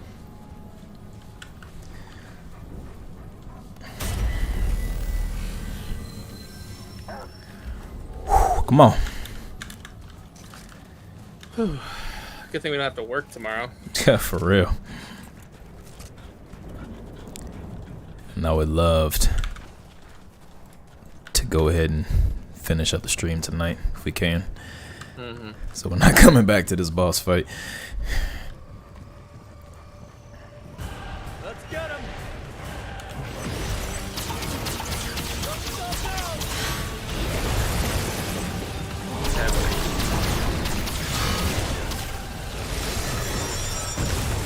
Ah, dash, way too early. Freaking time.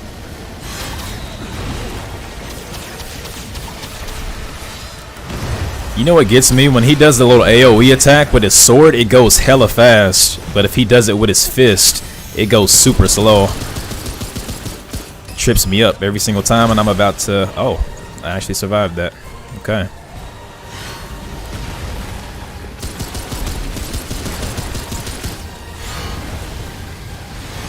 I'm not gonna live. My dog already got me.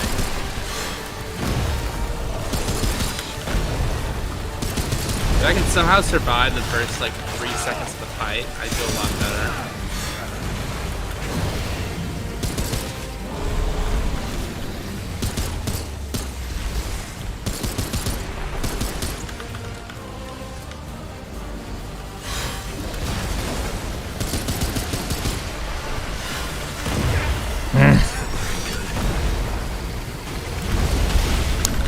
Oh, it's delayed. Ah, I'm dead. Okay.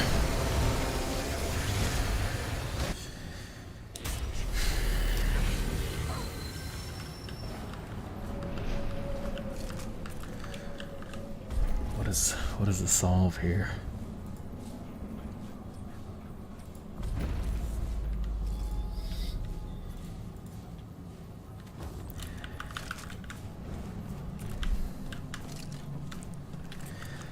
Okay.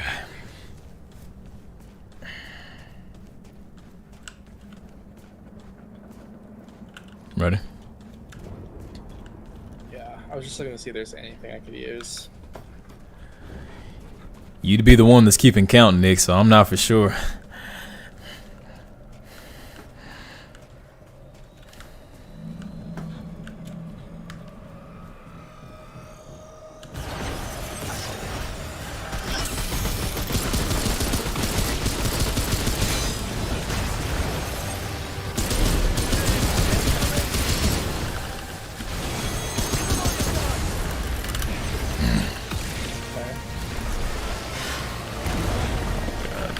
Fuck this thing. Oh my god, really?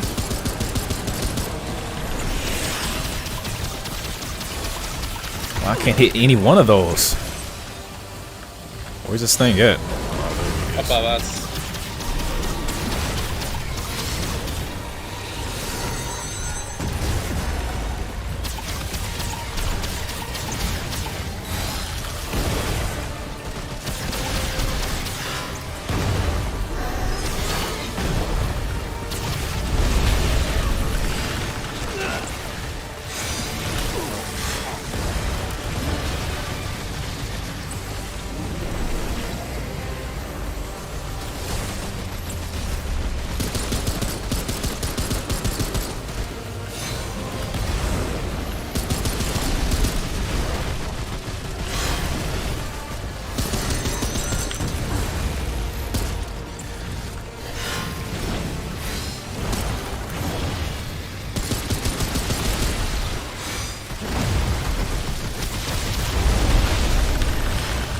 I dodge, I get hit. Don't delay the dodge. Nah. I need ammo.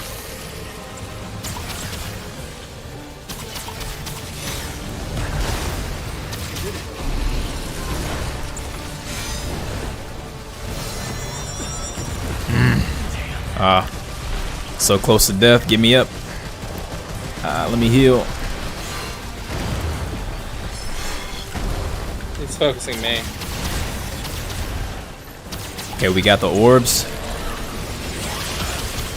Which... I have a little healing stone if you want to use it. Okay.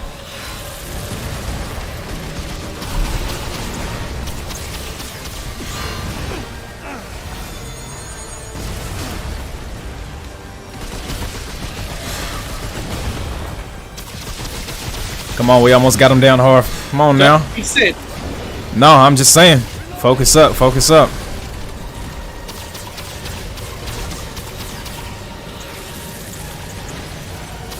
I didn't even see him. He's down. Woo! There's probably a second wave. I hope not.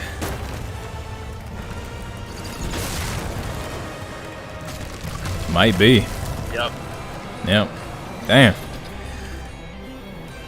Interesting. Oh, See how this goes. It's no wireframe for me, is it for you? Yep.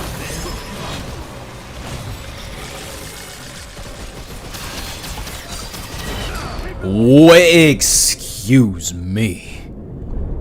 How dare you?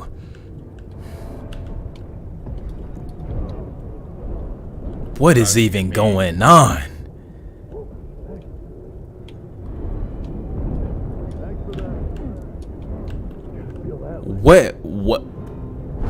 What is happening? Dude, I can't even tell. Bro, what?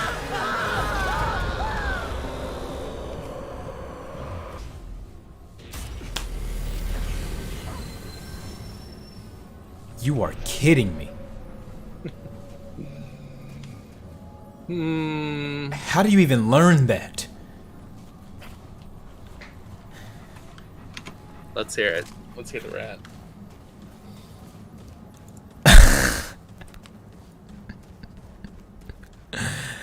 I ain't gonna say nothing. I don't know, man. Do you want to just call it and deal with that next week? Let's go I think, at it one more time. I think it's gonna be an entire stream of us trying to beat this thing. Yeah, let's try it once more, and then after that we can cut it. And then just reapproach it next week. Yeah, thanks for y'all's help. Love it. For warning us there was a second phase. Wow.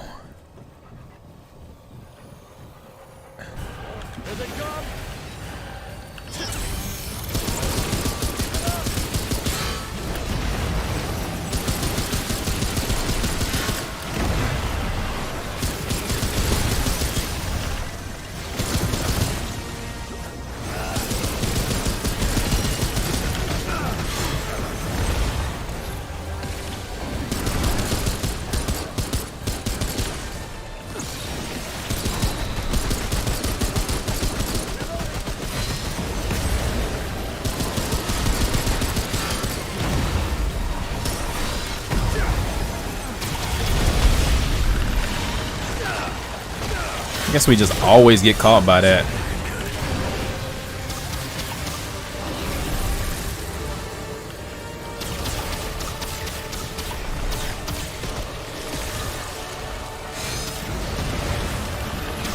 I like how even if I dodge it, it still hits.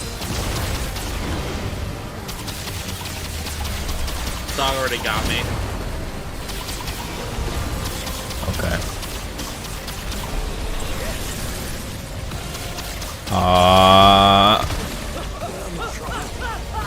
Well, there's our additional attempt, unless you want to try it again.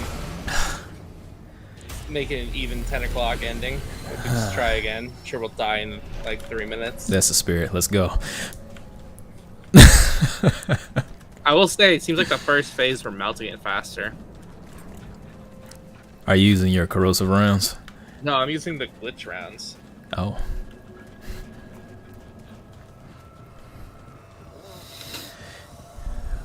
I think I really need to target you at the start, because I can Okay. set up healing zones. Okay, last attempt. Let's go.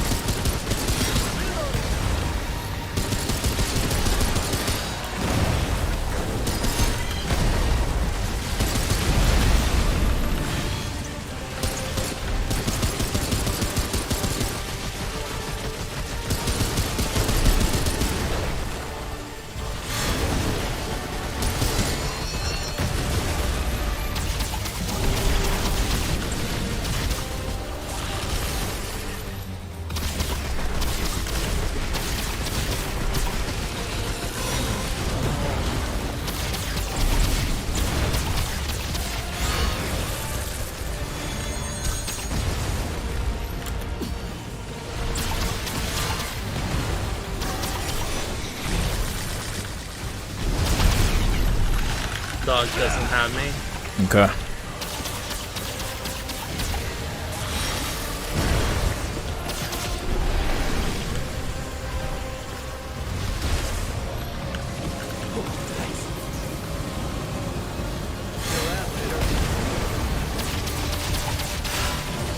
What is going on? Can't see nothing.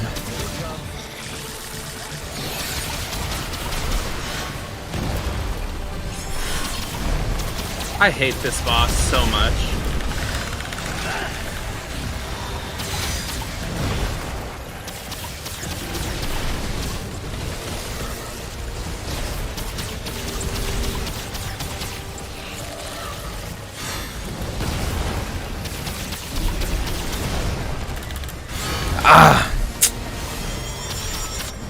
There we go.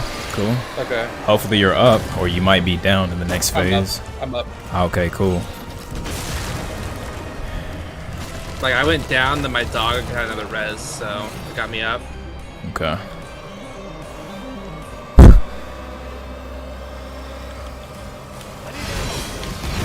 What? What? What? Dude, What? It would be so awesome if I could just actually load my fucking gun. How? Yo, tell me how.